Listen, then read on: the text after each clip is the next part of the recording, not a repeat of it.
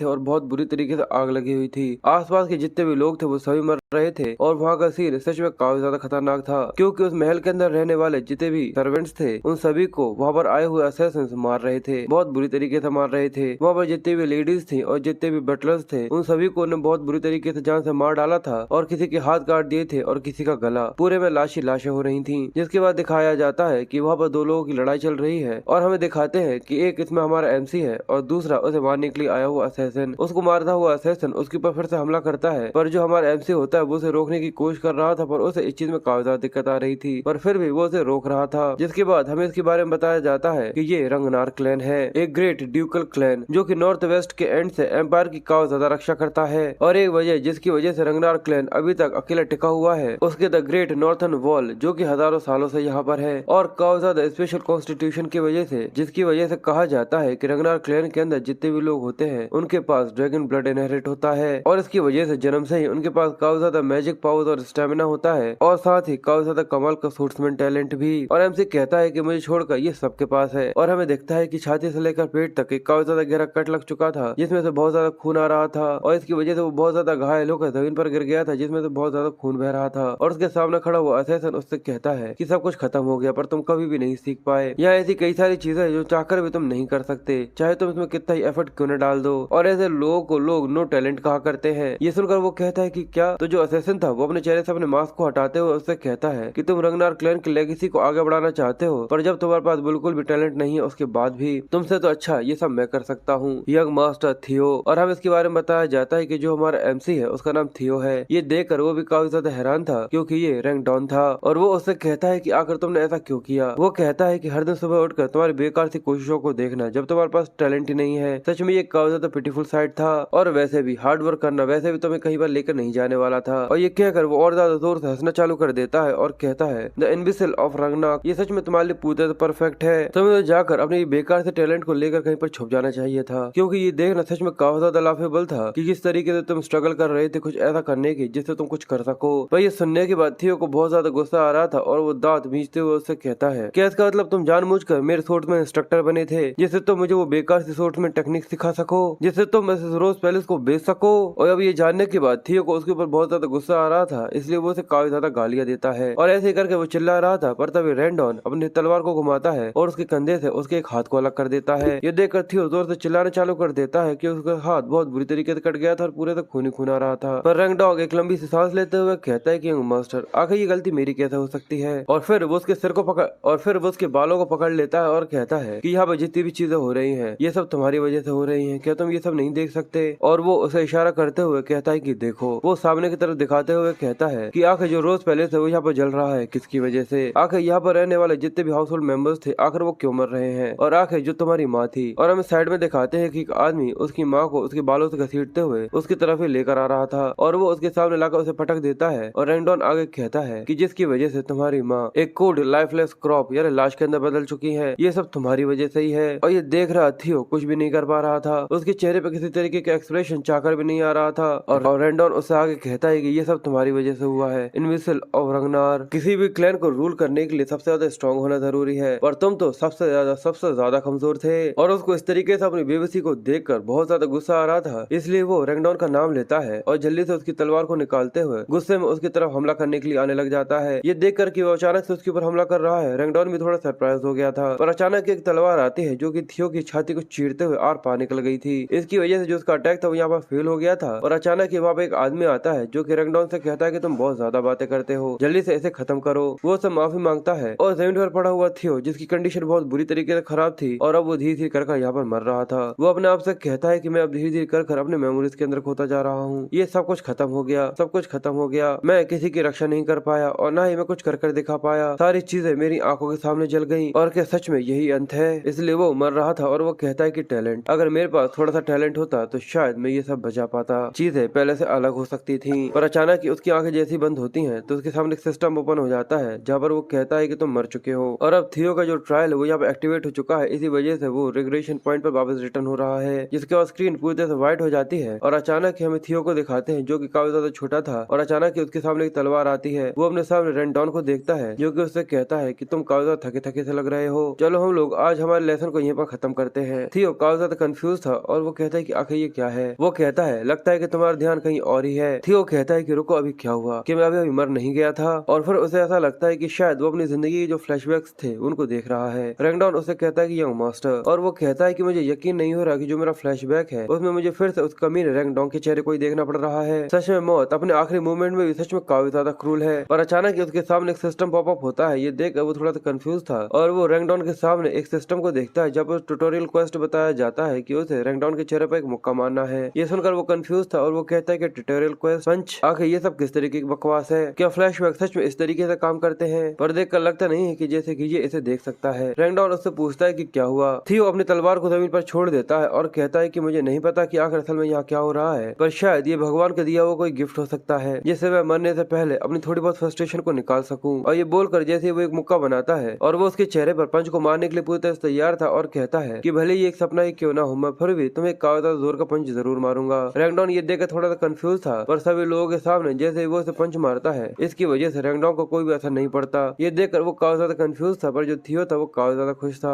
और वो कहता है कि पर आखिर जो मेरा सपना है वो इतना ज्यादा रियलिस्टिक सा क्यों लग रहा है, और आखिर मेरा पंच इतना ज्यादा सॉफ्ट क्यों है। पर तभी रैंगडॉन काफी ज्यादा गुस्से में आकर उसके ऊपर अपनी तलवार से स्ट्राइक करता है, जिसकी वजह से वो सरकते हुए बहुत दूर जाकर गिरता है और बहुत बुरी तरीके से उसको लग जाती है। वो कहता है कि मुझे लगा था कि मैंने कहा है कि आज के जो लेसन है वो खत्म हो चुके हैं। थियो काफी कंफ्यूज था और वो कहता है कि आखिर ये क्या है, क्या मुझे सपने में भी इस तरीके से पेन को एक्सपीरियंस करना चाहिए? ये देखकर रैंगडॉन कहता है कि मुझे पता है कि तुम काफी ज्यादा फ्रस्ट्रेटिंग हो रहे होगे, क्योंकि जो अवेकिंग सेरेमनी है वो काफी ज्यादा तेजी से आ रही है और अभी तक तुम्हारे प्रोग्रेस के अंदर किसी भी तरीके के एफर्ट का कोई भी प्रोसेस आगे नहीं बढ़ी है। थियो अवेकिंग सेरेमनी के बारे में सुनकर थोड़ा सा कंफ्यूज हो जाता है और वो आगे उससे कहता है, पर मैं कभी भी ऐसे स्टूडेंट को माफ नहीं करूंगा जो कि अपने मास्टर के ऊपर ही हमला करता है। और फिर भी तुम एक रंगनार हो, तुम्हें तलवार को इस्तेमाल करना चाहिए, ना कि अपने फिस्ट को। और अब मैं तुमसे अगले लेसन में मिलूंगा। और ये कहकर वो वहाँ से चला जाता है। तो ये सब देख रहा थियो काफी ज्यादा कंफ्यूज था और वो कहता है कि आखिर यहाँ पर क्या हो रहा है। और वहाँ पर खड़े हुए बाकी सभी बच्चे जो कि ट्रेनिंग कर रहे थे वो थियो के ऊपर हंसना चालू कर देते हैं और कहते हैं कि आखिर बेवकूफ अपने मास्टर को फॉल्टी क्यों बता रहा है जब ये खुद ही एक टैलेंटलेस इंसान है। क्या सच में ये एक रंगनार है भी? ये तो एक नाजायज औलाद होने के लिए काफी ज्यादा बेकार है। और क्या ये मेहनत करने के बाद केवल इतना कुछ कर सकता है? पर जो थियो था वो अभी भी काफी ज्यादा कंफ्यूज था और वो जमीन से जैसे रेत उठाता है तो वो उसे महसूस करते हुए कहता है कि मुझे इस चीज के ऊपर यकीन नहीं हो रहा। जो दर्द मुझे महसूस हो रहा है वो काफी ज्यादा क्लियर है और ये रियलिस्टिक सा सेंसेशन। और अब उसे इस चीज का एहसास हो जाता है और वो हैरानी के साथ कहता है कि ये कोई भी किसी तरीके का फ्लैशबैक नहीं है, इसका मतलब ये पूरी तरह सच्चाई है। और जो अवेकन सेरेमनी थी वो 10 साल पहले हुई थी, इसका मतलब मैं फिर से तब आ चुका हूँ जब मैं 17 साल का था। पर वो इस सब की वजह से काफी ज्यादा हैरान था और वो कहता है पर आखिर ऐसी चीज मुमकिन कैसे हो सकती है। और वो सिस्टम की नोटिफिकेशन को देखकर कंफ्यूज था और उसके सामने नोटिफिकेशन आती है कि उसने अपने ट्यूटोरियल को कंप्लीट कर लिया है और एज अ रिवॉर्ड उसे रंगनाग का टैलेंट दिया जाता है। क्या वो इसे एक्टिवेट करना चाहता है? ये देखकर वो काफी ज्यादा हैरान था और कहता है कि क्या। फिर उसके सामने एक और नोटिफिकेशन आती है, वो यहाँ पर रिवॉर्ड को लेना चाहता है या फिर नहीं, यस और नो। और जैसे ही वो थोड़ा सा हिचकिचाते हुए यस के ऊपर क्लिक करता है, अचानक एक काफी ज्यादा एनर्जी निकलना चालू होती है जो कि उसकी छाती के अंदर एंटर करने लगती है। इसकी वजह से वो काफी ज्यादा सरप्राइज हो रहा था और तब सिस्टम उससे कहता है कि जो रिवॉर्ड है वो उसको रिसीव कर चुका है। वो अभी भी काफी ज्यादा हैरान था, पर जो उसके स्टेट्स थे और वो काफी ज्यादा तेजी से बढ़ रहे थे। और उस तेज लाइट को देखते हुए वो कहता है कि आखिर असल में यहाँ पे ये हो क्या रहा है। अब उसे अपने नेक्स्ट क्वेस्ट की तैयारी करनी थी, जिसके बाद रोज पैलेस का सीन दिखाया जाता है जिसको हमें कुछ समय पहले जलता हुआ दिखाया था। ये वही पैलेस है। उसके अंदर हमें चाय पीते हुए 2 लोगों को दिखाते हैं, जहाँ पे एक लेडी होती है वो कहती है कि अच्छा। उसके सामने बैठे हुए रैंगडॉन उससे कहता है कि अगर मैं तुम्हें सच बताऊं तो आज से पहले मैंने कभी भी ऐसा इंसान नहीं देखा था जो सच में इतना टैलेंटलेस हो। पर फिर वो हंसते हुए कहता है कि इसी वजह से तो मैं यहाँ पर हूँ, एक ट्रू टीचर रैंडॉन। मैं उसे सबको सिखाऊंगा जो कि मैं उसे सिखा सकता हूँ। मैं उसे इतना स्ट्रॉन्ग तो बना ही दूंगा कि वो 5 महीने बाद होने वाली अवेकनिंग सेरेमनी को कंप्लीट कर सके। तो उसके सामने बैठी हुई एक खूबसूरत सी लेडी जो कि असल में थियो की माँ है, उसका नाम सिसिलिया है। वो कहती है कि इसी वजह से तो मैं तुम्हारे ऊपर काफी ज्यादा भरोसा करती हूँ। और वो पैसे का एक काफी ज्यादा बड़ा पाउच रखे हुए थी वो उसे दे देती है और कहती है कि प्लीज उसके ऊपर और ज्यादा ध्यान देना।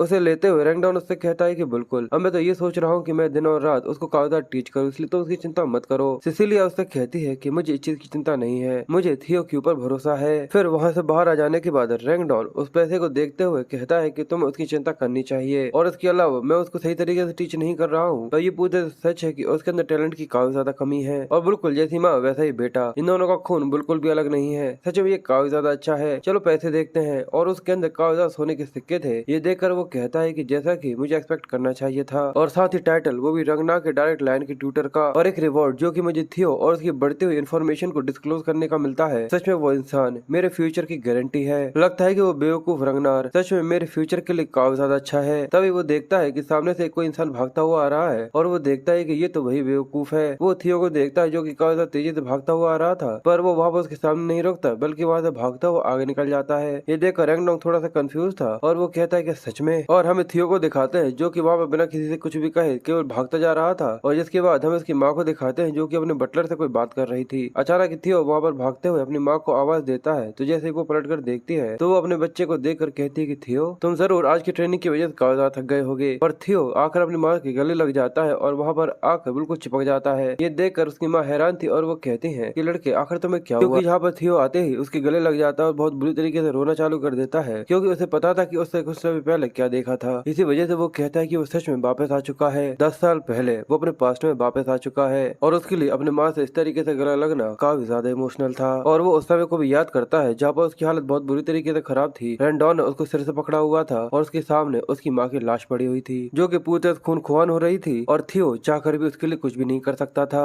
पर अब वो अपने समय में वापस आ चुका है और वो फिर से अपनी माँ को जिंदा देखकर काफी ज्यादा खुश था। पर जो सिलिसिया थी वो काफी ज्यादा कंफ्यूज थी कि आखिर अचानक ही उसकी आंखों में आंसू कैसे आ गए। और वो कहता है कि इस बार मुझे अपने फ्यूचर को बदलना ही होगा। साथ ही वो सोचता है कि मेरे नाम के लिए अभी ऐसी सारी चीजें हैं जो कि पूरी तरह से कमजोर है, पर अगर वो मिस्टीरियस मैसेज विंडो जो कि मेरे सामने आ रहा था वो अगर रियल है तो मैं सच में ताकतवर बन सकता हूँ। इतना ज्यादा ताकतवर कि मैं जमीन पर अपने पैरों को टिका सकूं उस समय पर जब थ्रोन के लिए लड़ाई चल रही होगी। और साथ ही वो काफी ज्यादा गुस्से में भी था क्योंकि उसे रैंडॉन के बारे में याद आ रहा था और वो कहता है इतना ज्यादा ताकतवर कि मैं रैंडॉन से अपना बदला ले सकूं। और अब उसके पास अपना नेक्स्ट क्वेस्ट था कि उसे अपनी बॉडी को अपनी लिमिट को ओवरकम करना है। जिसके बाद हमें ट्रेनिंग ग्राउंड का सीन दिखाया जाता है जहाँ पर थियो एक्सरसाइज कर रहा था और वो कहता है मैं सच में बहुत ही बुरी तरीके से रैंडॉन से अपना बदला लेना चाहता हूँ, पर मैं अभी अपनी इस कमजोर बॉडी के साथ कुछ भी नहीं कर सकता, इसलिए मुझे अभी पूरा फोकस अपने आप को स्ट्रॉन्ग करने के ऊपर रखना होगा। और वो आगे कहता है कि एक इंटेलिजेंस एजेंसी जो कि मेरे पैरों के नीचे रहा करती थी मेरी प्रीवियस लाइफ के अंदर, ब्लैक बर्ड, पर मैं सही तरीके से उस इन्फॉर्मेशन को इस्तेमाल नहीं कर पाता था क्योंकि मेरे लैक ऑफ स्किल्स की वजह से। पर आखिर ऐसा किसने सोचा था कि मैं सभी इन्फॉर्मेशन को इस तरीके से इस्तेमाल कर पाऊंगा। एक पोशन जो की बॉडी को काफी ज्यादा कमाल की तरीके से इफेक्ट करता है, ब्लडी सोड एम्प्रेस एलेक्सर, और सच में ये काफी ज्यादा वर्थ करता है उन सभी चीजों को रिवील करने के लिए जो कि फ्यूचर्स में आने वाली है, जैसे कि सीक्रेट मेन्यूल्स और सबसे ज्यादा जरूरी मेरी एक्सट्रीम ट्रेनिंग जो कि मुझे अपने टैलेंट के लैक करने की वजह से करनी पड़ती थी। और ऐसे ही उसे ट्रेनिंग करते हुए सुबह हो चुकी थी और वो भी भागे जा रहा था। और वो कहता है कि अब ये सारी चीजें पूरी तरह से मुमकिन है क्योंकि अब मेरे पास रंगनार का टैलेंट है। और वो इस तरीके से भागते हुए इस चीज को एंजॉय कर रहा था और वो सच में काफी ज्यादा सरप्राइज था। और वो कहता है कि ये मैसेज विंडो सच में पूरी तरह से रियल है। और वहाँ पर दूसरे लोग भी थे जो कि ट्रेनिंग कर रहे थे। ये देखकर वो कहते हैं कि आखिर इसने कितने सारे लैप्स लगाए वो भी बिना आराम किए और कि ये सच में हमेशा ही इतना ज्यादा फिट रहता था। और थियो कहता है कि इसकी वजह से मैं जितना चाहूँ उतना भाग सकता हूँ बिना आराम किए और मैं उतनी तलवार भी घुमा सकता हूँ जितनी की मैंने अपनी जिंदगी में कभी भी नहीं घुमाई थी। और इसका तो यही मतलब है कि मैं सच में इस बार इतना ज्यादा पावरफुल बन सकता हूँ जितना कि मैं कभी भी नहीं हो पाया था। और ये सोचकर वो सच में काफी ज्यादा खुश हो रहा था। जिसके बाद हमें कुछ दिनों के बाद का सीन दिखाते हैं कि वो ट्रेनिंग ग्राउंड में एक्सरसाइज कर रहा था और एक लेडी थी जो कि अपने सिगरेट को पीते हुए उसे देख रही थी। और हमें इसके बारे में बताया जाता है कि फोर्थ ट्रेनिंग ग्राउंड की मैनेजर है एवेलिन। वो थियो के बारे में कहती है कि यहाँ पर बिना सोए हुए काफी लंबे समय से ट्रेनिंग कर रहा है, पर वो काफी ज्यादा कंफ्यूज थी और वो उसे लंबे समय तक देखने के बाद कहती है कि ये सच में हमेशा से इतना ज्यादा टैलेंटलेस था। पर जो थियो था वो अपने आप से कह रहा था कि मैं सच में यहाँ पर मरने वाला हूँ। और हमें उसकी परसेंटेज दिखाते हैं जो कि अभी 97 पर थी। और वो ट्रेन करते हुए कहता है कि मुझे अपनी बॉडी को अपनी लिमिट तक पहुंचाना होगा। और हमें पिछली रात का सीन दिखाते हैं जो कि वो काफी ज्यादा थक कर लेट गया था और जो उसकी परसेंटेज थी वो अचानक ही नीचे गिरना चालू हो जाती है। ये देखकर उसका मुंह खुला का खुला रह गया था और वो कहता है कि मैंने ऐसा कभी भी नहीं सोचा था कि मेरे पास थोड़ा सा आराम करने की वजह से जो परसेंटेज है वो नीचे गिरना चालू हो जाएगी, इसलिए वो लगातार ट्रेनिंग करने में लगा हुआ था। और वो कहता है यानी तुम मुझसे ये कहना चाहते हो कि मुझे तब तक नहीं रुकना है जब तक ये सब खत्म नहीं हो जाता। और अब जो उसकी परसेंटेज थी वो 98 पर आ चुकी थी और वो लगातार बहुत बुरी तरीके से ट्रेनिंग करने में लगा हुआ था। वो अपनी तलवारों को स्विंग करता है जिसकी वजह से काफी ज्यादा प्रेशर निकल रहा था। वो कहता है कि मैं उसके काफी ज्यादा करीब आ चुका हूँ, बस थोड़ा सा और वो काफी ज्यादा तेजी से भागना चालू कर देता है। अब उसकी जो परसेंटेज थी वो 99 पर आ गई थी और वो लगातार भागे जा रहा था। वो कहता है कि बस थोड़ा सा और अब इस सब की वजह से वो सही तरीके से सांस भी नहीं ले पा रहा था। एवेलिन भी ये देखने के बाद थोड़ी सी कंफ्यूज थी क्योंकि वो देखती है कि जो थियो है वो काफी ज्यादा तेजी से ट्रेनिंग ग्राउंड के अंदर चक्कर लगा रहा है और उसकी स्पीड काफी ज्यादा इंसेन है, पर अभी भी जो उसकी परसेंटेज थी वो 99 पर ही थी। ये देखकर वो काफी ज्यादा परेशान हो रहा था और अपनी स्पीड को बढ़ाता जाता है और अचानक ही जो उसकी परसेंटेज होती है वो 100% पर पहुंच जाती है। ये देखकर वो काफी ज्यादा हैरान था और तब इसे कॉन्ग्रेचुलेट करके बताया जाता है कि उसने अपने सेकंड क्वेस्ट को भी यहाँ पर कंप्लीट कर लिया है। इसकी वजह से उसके अंदर से एनर्जी निकलना चालू होती है और उसने यहाँ पर ड्रैगन हार्ट को ऑब्टेन कर लिया था। और उसके इसे जल्दी से खत्म करने की वजह से उसे अपने पास लाइफ की जो 10 साल की मैजिक पावर थी वो अभी मिल जाती है। सिस्टम की नोटिफिकेशन आती है कि वो उसे एक्सेप्ट करना चाहता है। थियो काफी ज्यादा थका हुआ था पर उसे अपनी उंगली भी नहीं हिलाई जा रही थी, पर फिर भी वो जैसे तैसे कर यस के ऊपर क्लिक कर देता है। इसकी वजह से उसे रिवॉर्ड रिसीव होता है और उसके अंदर से काफी ज्यादा तेज लाइटिंग कलर चालू हो जाती है, जो कि उसे पूरी तरह से कवर कर रही थी। और उस तरीके से उसके अंदर से निकलने वाले प्रेशर को देखने के बाद एवलिन काफी ज्यादा हैरान और काफी ज्यादा कंफ्यूज थी। अब हमें अगले दिन सुबह का सीन दिखाया जाता है कि जो थियो था वो एक जगह पर उठता है। वो काफी ज्यादा कंफ्यूज था और वो अपने आप को देखकर कहता है कि आखिर असल में मैं कहाँ पर हूँ। एवलिन गेट खोलकर अंदर आ जाती है और उससे कहती है, चिंता मत करो, तुम ट्रेनिंग ग्राउंड के 4th ब्रेकिंग रूम के अंदर हो। यहाँ तक रंगनार भी कोलैप्स हो सकता है अगर वो अपने आप को इस तरीके से पुश करे तो। ये देखने के बाद थियो एवलिन को वहाँ पर देखकर काफी ज्यादा कंफ्यूज था और एवलिन उससे कहती है, यानी तुम्हें मैं याद हूँ, मैं 4th ट्रेनिंग ग्राउंड की मैनेजर हूँ एवलिन। और वो उसे बताते कि तुम सुबह सुबह अकेले ट्रेनिंग करते करते सुबह सुबह बेहोश हो गए थे, इसी वजह से मैं कुछ समय के लिए तुम्हें यहाँ पर उठाकर लेकर आ गई। ये सुनकर थियो कहता है कि अच्छा मैं समझ गया, इसलिए वो एवलिन का शुक्रिया करता है। पर एवलिन उसे पानी देते हुए उससे कहती है कि यंग मास्टर, क्या तुम्हें पता है कि रंगनार क्लैन के अंदर अपने मानव वॉल को अवेकनिंग सेरेमनी से पहले ओपन करना पूरी तरह से फॉरबिडन है। ये सुनकर वो थोड़ा सा कंफ्यूज था और कहता है कि बिल्कुल। तो वो आगे कहती है, इसका मतलब तो तुम्हें ये भी पता होगा कि अगर कोई इस नियम को तोड़ता है तो उसके साथ क्या होता है। थियो कहता है कि बिल्कुल, पर आखिर तुम इसके बारे में अचानक से क्यों बात कर रही हो। तो वो कहती है, क्योंकि तुम्हारे वहाँ पर बेहोश होने से पहले अचानक ही तुम्हारे अंदर से एक माना की वेव निकली थी। इसका तो यही मतलब है कि जो तुम्हारा माना वॉल है वो ओपन हो चुका है। ये सुनने के बाद थियो काफी ज्यादा हैरान और काफी ज्यादा कंफ्यूज हो गया था और अब एवलिन काफी ज्यादा खतरनाक लग रही थी और वो काफी ज्यादा भारी आवाज में उससे कहती है, क्या तुमने कहीं अपने माना वॉल को ओपन कर लिया है। पर उसकी बातें सुनने के बाद थियो काफी ज्यादा हैरान था और वो कंफ्यूज होते हुए कहता है कि आखिर इसका माना वॉल से क्या मतलब है। अगर मैंने ऐसा कर लिया होता तो शायद मैं अभी तक जिंदा ही नहीं होता। और उसे एहसास होता है कि उसके अंदर एक अजीब तरीके की पावर मैजिकल एनर्जी है और उसे याद आता है कि एज ए रिवॉर्ड उसने ड्रैगन हार्ट को ऑब्टेन किया था और साथ ही उसे 10 साल का मैजिक पावर मिल गया था।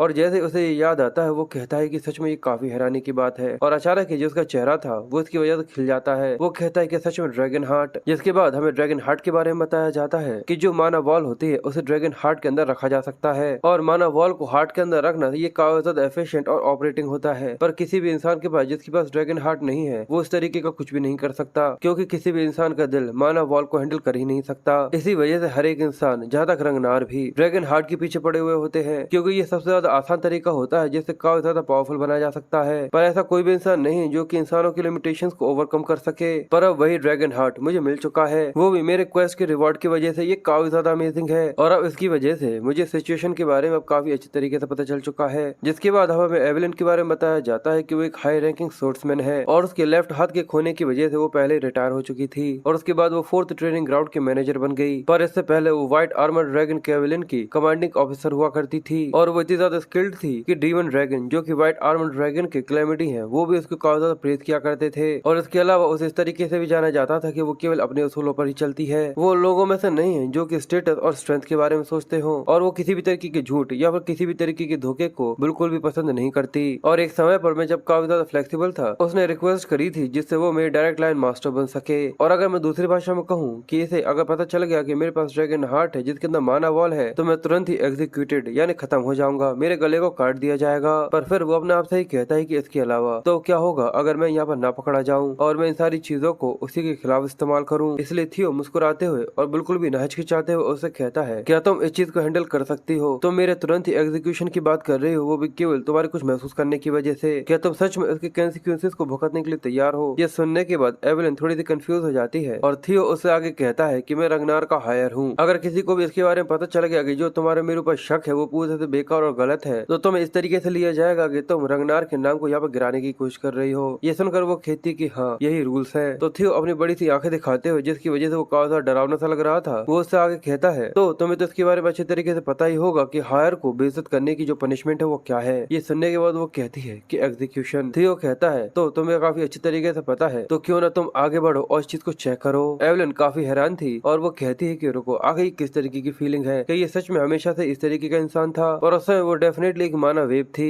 इसलिए वो अपना हाथ आगे बढ़ाते हुए उससे कहती है कि ठीक है मैं चेक करती हूँ। साथ ही वो सोचती है कि भले ही रंगनार की ब्लड लाइन ही क्यों ना हो, पर जो नियम है वो नियम है, उनके लिए किसी भी तरीके की एक्सेप्शन नहीं होगी। और जैसे वो उसे चेक करती है तो वो काफी ज्यादा हैरान हो जाती है, क्योंकि कुछ समय तक चेक करने के बाद भी उसे थियो के अंदर से किसी भी तरीके की माना वॉल महसूस नहीं हो रही थी। वो काफी ज्यादा कंफ्यूज थी और लगातार काफी देर तक चेक करती रहती है। वो कहती है कि मुझे यहाँ पर किसी भी तरीके की माना वॉल डिटेक्ट नहीं हो रहा है, और वो कहती है कि मुझे यहाँ पर किसी भी तरीके की माना वॉल डिटेक्ट नहीं हो रहा है। क्या मैं सच में इतनी ज्यादा गलत थी? आखिर ऐसा मुमकिन कैसे हो सकता है? इसलिए थियो और ज्यादा डराते हुए अपनी बड़ी सी लाल आंखें दिखाते हुए उससे कहता है, तो इसका मतलब यहाँ पर किसी भी तरीके की माना वॉल नहीं है। एवलिन बहुत ज्यादा डर जाती है ही वो जल्दी से अपने घुटनों के बल आ जाती है और उससे कहती है कि प्लीज मुझे यहाँ पर खत्म कर दीजिए। ये पता चल चुका है कि मैं यहाँ पर गलत थी, इसलिए मैं अपनी सजा के लिए अपनी बेकार जिंदगी को एज अ पेमेंट देना चाहती हूँ। और थियो ये देखकर मुस्कुराते हुए सोचता है कि यहाँ पर बिल्कुल भी ऐसा नहीं हो सकता था, क्योंकि जो ड्रैगन हार्ट होता है वो किसी भी ऑर्डिनरी मैजिक वॉल से काफी ज्यादा अलग होता है। क्योंकि जो माना वॉल ड्रैगन हार्ट के अंदर एग्जिस्ट करता है वो यूजर के द्वारा काफी ज्यादा आसानी से और फ्रीली इस्तेमाल किया जा सकता है, यानी कंट्रोल किया जा सकता है। यानी अगर मैं दूसरी भाषा में कहूँ तो मैं काफी ज्यादा आसानी से जो माना वॉल है उसे छुपा सकता हूँ। और इसके अलावा ये एक फैक्ट है कि एक इंसान ड्रैगन के हार्ट को ऑब्टेन कर सकता है, जो कि आज से कुछ सालों के बाद रिवील हो जाता। और ये बिल्कुल भी नहीं सोच सकती कि मेरे पास ड्रैगन हार्ट हो सकता है। पर थियो यहाँ पर उसके ऊपर किसी तरीके के एलिगेशन लगाने के बजाय उसके कंधे के ऊपर हाथ रखता है और कहता है कि सबकी जरूरत नहीं है। ये सुनने के बाद एवलिन काफी ज्यादा हैरान हो जाती है और थियो वहाँ से जाते हुए कहता है तुमने बस यहाँ पर वही किया जो कि तुम्हें करना चाहिए था। क्या मैं यहाँ पर गलत हूँ? यह ऐसे ज्यादा लोग नहीं है जो कि अपनी जिंदगी को रिस्क में डाल सके हाय से सच्चाई को जानने के लिए। साथ ही वो सोचता है कि जो एवलिन है वो एक काफी ज्यादा स्ट्रॉन्गेस्ट इंसानों में से एक है, इसलिए अगर उसके ऊपर मेरा किसी तरीके का कर्ज होता है तो मैं बाद में उसका फायदा उठा सकता हूँ। और साथ ही वो आगे कहता है कि इसके अलावा एक रीजन जिसकी वजह से माना वॉल को ओपनिंग सेरेमनी से पहले ओपन करना पूरे रिस्ट्रिक्टेड है, क्योंकि इसकी चिंता होती है कि जो माना वॉल है वो यहाँ पर ओवरवेलमिंग ना हो जाए। और तुम्हें यहाँ पर मेरी चिंता हो रही है जो कि रंगनार का कमीना है कि वो मैजिक वॉल को ओपन कर यहाँ पर ओवरफ्लो कर सकता है। ये जानकर मुझे काफी खुशी हुई, इसलिए वो उससे कहता है कि तुम्हारी मेरी चिंता करने के लिए बहुत शुक्रिया। और ये कहकर वो वहाँ से चला जाता है। एवलिन काफी ज्यादा कंफ्यूज थी और वो उसे बस देखती रह जाती है। और थियो वहाँ से आता हुआ इस सब के बारे में सोच रहा था कि अब मेरे पास एक ड्रैगन हार्ट है और मेरे पास लाइफ का 10 साल का मैजिक पावर है। इसका मतलब तो मैं सच में इस लाइफ में काफी ज्यादा पावरफुल बन सकता हूँ। जिसके बाद हमें कुछ दिनों की बाद का सीन दिखाया जाता है कि जो रैंकडॉन था उसे ट्रेन कर रहा था और वो कहता है कि नहीं ऐसा करो, तो अपनी तलवार को और सही तरीके से घुमाना चाहिए। और वो बस उसके ऊपर लगातार चिल्लाता रहता है और उसे अजीब तरीके की ट्रेनिंग करवाता रहता है। तो थियो परेशान होते हुए अपने मन में सोचता है कि ये काफी ज्यादा अच्छा है कि मैं पहले से काफी ज्यादा स्ट्रॉन्गर हो रहा हूँ, पर फिर भी रैंकडॉन के सामने इस तरीके से नाटक करना कि मैं अभी भी काफी ज्यादा कमजोर हूँ, ये सच में काफी ज्यादा टफ है। इसलिए वो मन ही मन में रैंकडॉन को गाली देते हुए कहता है कि यहाँ पर जानबूझ के मुझे इस तरीके की चीजें सिखा रहा है जो कि एक तरीके की वियर्ड सो टेक्निक है जो कि रियल में एग्जिस्ट नहीं करती। और वो थियो के ऊपर चिल्लाते हुए कहता है कि तुम्हें सही एंगल लेने की जरूरत है और वो उसे पीटता है। और थियो सोचता है कि मुझे कैसे भी कर जो रैंकडॉन के पीछे के जो मास्टर माइंड है जो कि उसे ये सब करवा रहा है, मुझे उसके बारे में पता लगाना होगा। वो इंसान जिसने मुझे अपनी पास्ट लाइफ के अंदर मार दिया था, मुझे जानना होगा कि आखिर उसकी रियल आइडेंटिटी क्या है। और अचानक थियो के दिमाग में एक चीज ट्रिगर होती है जिसकी वजह से उसके चेहरे पर मुस्कुराहट आ जाती है और वो कहता है कि बिल्कुल मैं ऐसा कर सकता हूँ। इसलिए वो रैंकडॉन से कहता है कि रैंकडॉन, ये सुनकर वो कहता है कि हम लोग इस लेसन के बाद हम लोगों की जो बातें हैं उनको पूरा करेंगे। पर तभी वो काफी गुस्से में रैंकडॉन से कहता है अब मैं तुम्हारे लेसन को बिल्कुल भी नहीं लेने वाला, क्योंकि वो पूरी तरह से कचरा है। और ये कहकर जो उसकी तलवार होती है वो यहाँ पर तोड़ देता है। रैंकडॉन ये देखकर काफी ज्यादा कंफ्यूज था और थियो गुस्से में चिल्लाते हुए कहता है आखिर तुम अपने इतने बेकार से स्किल्स के साथ एक मिड रैंक के सोर्समैन कैसे बन गए? मुझे तो ऐसा लगता है कि तुम एक लो लेवल की डिमोनिक बीस्ट के सामने भी काफी ज्यादा स्ट्रगल करोगे। रैंकडॉन को ये सुनकर काफी गुस्सा आ रहा था और वो उससे कहता है कि आखिर तुमने ये क्या कहा? और थियो सोचता है कि तुम्हें इस तरीके के इंस्ट्रक्टर करने की एक्ट करनी पड़ रही है कि तुम्हें मेरे ऊपर नजर रखने की जरूरत है, पर सच बात तो ये है कि तुम ऐसा चाहते ही नहीं हो। पर थियो आगे बढ़ते हुए कहता है कि तुम पूरी तरह से बहरे हो, जो तुम्हारे स्किल्स है वो पूरी तरह से बेकार है। और ये कहकर वो आंख से आंख मिलाकर बात करता है और साथ ही वो सोचता है कि बस मुझे अब तुम्हें अपनी पोजीशन से यहाँ पर रिजाइन करवाना है। ये सुनने के बाद रैंकडॉन को काफी ज्यादा गुस्सा आता है और वो थियो के ऊपर चिल्लाना चालू कर देता है। और वो सोचता है कि अगर यहाँ पर किसी भी तरह की चीज गलत होती है तो ये जरूर अपने मास्टर माइंड से कॉन्टेक्ट करेगा। जिसके बाद सीन शिफ्ट होकर हमें कैलेमिया पैलेस का सीन दिखाया जाता है, जहाँ पे एक आदमी एक्सियन के पास यानी एक लड़के के पास आता है और वो उससे कहता है जो कि उससे कहता है कि शायद तुमने अभी तक इसके बारे में नहीं सुना होगा, पर वो कमीना रंगनाग अगले हफ्ते अपने मास्टर के साथ डुएल करने वाला है। देखकर ऐसा लगता है कि वो अपने मास्टर कोई चीज का ब्लेम कर रहा है कि उसके पास टैलेंट की काफी ज्यादा कमी है। देखकर ऐसा लगता है कि इस डुएल के बाद आधा तो उसके हाथ में टूट ही जाएंगे, पर अचानक ही उसके चेहरे पर वो अपनी बात पूरी कर पाता उससे पहले एक ग्लास आकर लगता है जो कि जोर से एक्सियन ने उसके मुंह पर दे मारा था। इसकी वजह से जो उसका चेहरा था वो बहुत बुरी तरीके से खराब हो गया था और वो यहाँ पर बेहोश हो जाता है। एक्सियन गुस्से में उससे कहता है अगर ऐसा भी है तो क्या हुआ, और हमें दिखाते हैं कि जो सच में काफी ज्यादा खतरनाक सा लग रहा था। वो आगे कहता है इस चीज से क्या फर्क पड़ता है कि आगे उसके जैसे एक कमीना आधा डिसेबल भी हो जाता है। और ये नॉर्थ के 4 हॉर्न्स में थे डार्क टाइगर एक्सियन है और उसके साइड में खड़ा हुआ उसी का एक कलीग सिल्वर लाइन है जिसका नाम रीमिंग टोंग है, पर मैं उसे केवल रीमिंग ही बोलूंगा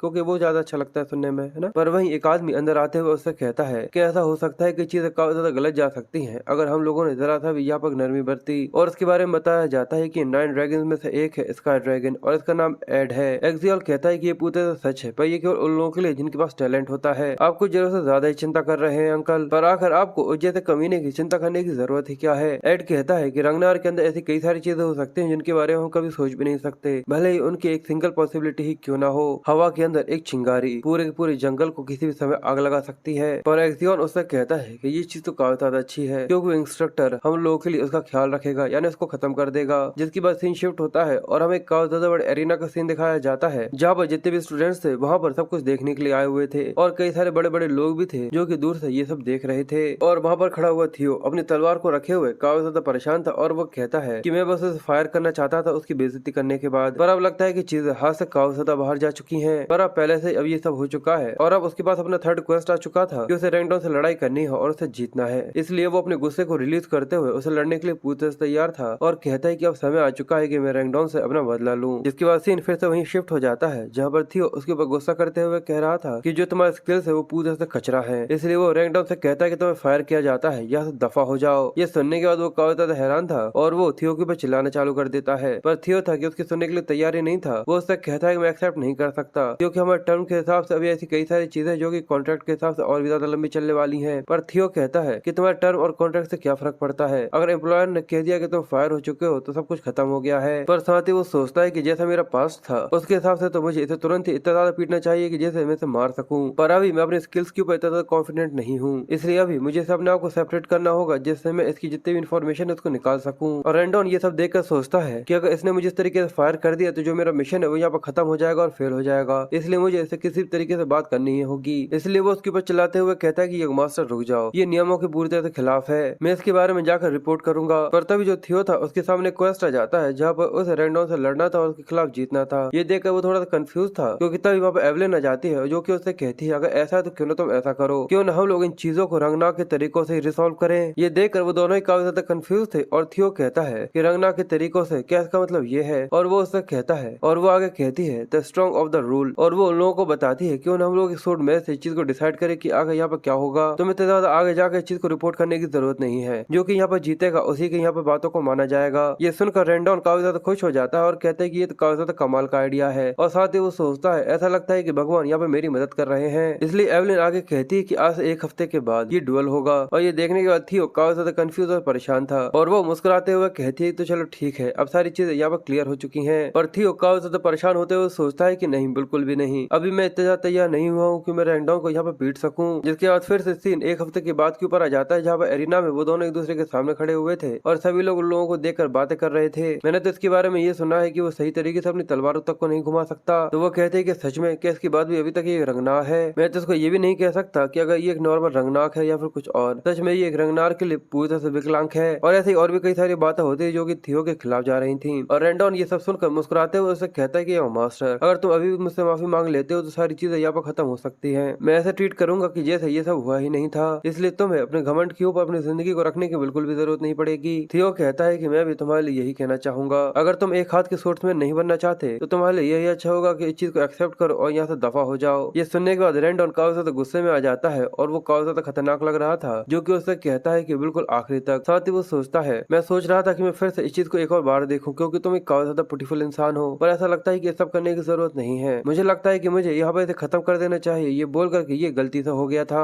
और वैसे भी जो इस मैच का रिजल्ट है वो पहले ही डिक्लेयर हो चुका है, तो इस चीज में कोई भी दिक्कत नहीं होगी, ये तो पहले से ही और भी ज्यादा अच्छा होगा। इसलिए वो थियो से कहता है कि आओ मेरे ऊपर अटैक करो, एज अ टीचर होने के लिए मैं सबसे पहले तुम्हें स्ट्राइक करने का ऑफर देता हूँ। थियो अचानक की काफी ज्यादा तेजी से उसकी तरफ बढ़ना चालू कर देता है और कहता है कि बिल्कुल, आखिर मैं इस चीज को मना कैसे कर सकता हूँ। रैंडॉन इसके लिए पूरी तरह से तैयार था और जैसे उन दोनों की तलवार एक दूसरे से क्लैश होती है, उन दोनों के बीच में एक इंटेंस बैटल स्टार्ट हो जाती है, जो कि देखकर सभी लोग काफी ज्यादा हैरान थे और काफी ज्यादा कंफ्यूज भी, क्योंकि उन लोगों को अपनी आंखों के ऊपर भरोसा नहीं हो रहा था, क्योंकि जो थियो है वो सच में यहाँ पर अपने टीचर रैंडॉन को पीछे की तरफ धकेल रहा था। वो कहते हैं कि हम लोगों ने ऐसा सोचा था कि ये बेवकूफ यहाँ पर हार जाएगा, क्योंकि एक ऐसा इंसान है जिसको सही तरीके से अपनी तलवार भी घुमाना तक नहीं आता, और अगर ऐसा ही चलता रहा तो ये जरूर यहाँ पर मारा जाएगा। पर रैंडॉन हंसते हुए उससे कहता है कि यंग मास्टर, आखिर क्या हुआ, तुम एक मिड रैंक स्पोर्ट्समैन के सामने कुछ भी नहीं कर सकते, तो तुम्हें किसी को भी इस तरीके से कम नहीं आंकना चाहिए। और साथ ही वो सोचता है कि ये तो एक ऑब्वियस रिजल्ट है, क्योंकि थियो एक लो लेवल स्पोर्ट्समैन भी नहीं है, बस एक स्पोर्ट्समैन अप्रेंटिस है, पर हाल ही में जो इसके स्किल्स है वो अचानक ही अजीब तरीके से कैसे बढ़ गए हैं, ये बिल्कुल भी इनफ नहीं होने वाला। पर अगर ये लगभग 4 हाउंड के लेवल पर भी होता तो ये चीजें काफी ज्यादा अलग होती, पर यहाँ तो बिल्कुल भी सवाल पैदा नहीं होता कि इस तरीके का बेवकूफ रंगनार मुझे यहाँ पर हरा सकता है। और थियो उसका सामना करते हुए अपने पास्ट के बारे में सोचता है, जब उसे एक हफ्ते पहले का सीन दिखाया जाता है जहाँ पर वो एवलिन के पास आया था और वो उससे कहता है कि अगर तुम क्या सोच रही हो कि अचानक तुमने एक मैच को सजेस्ट कर दिया। वो उससे कहती है कि मैं तो बस तुम्हारी मदद कर रही थी, अगर तुम उसे यहाँ पर तबाह करना चाहते हो तो तुम्हें सबसे पहले उससे बाहर निकलना होगा। और अब ये पता चलने के बाद कि उसके पीछे कोई है जो कि उसकी मदद कर रहा है, तो उसको केवल फायर करने से ये चीजें खत्म नहीं होने वाली। थियो ये सुनकर काफी हैरान था और वो कहता है कि आखिर तुम्हें सब के बारे में कैसे पता? तो वो कहती है कि मुझे तो ये तभी पता चल गया था जब से उसने वो तुम्हें अजीब तरीके की सोर्समेंट टेक्निक सिखाना चालू करी थी। मैंने सुना था कि कोई सीक्रेटली उसके ऊपर इन्वेस्टिगेशन कर रहा है, इसलिए मैंने सीक्रेटली उसके पीछे एक इंसान को लगा दिया था जो कि उसकी जानकारी निकाल कर रख सके मेरे लिए। इसलिए मैं सीक्रेटली उसके बारे में इन्वेस्टिगेट कर रही थी।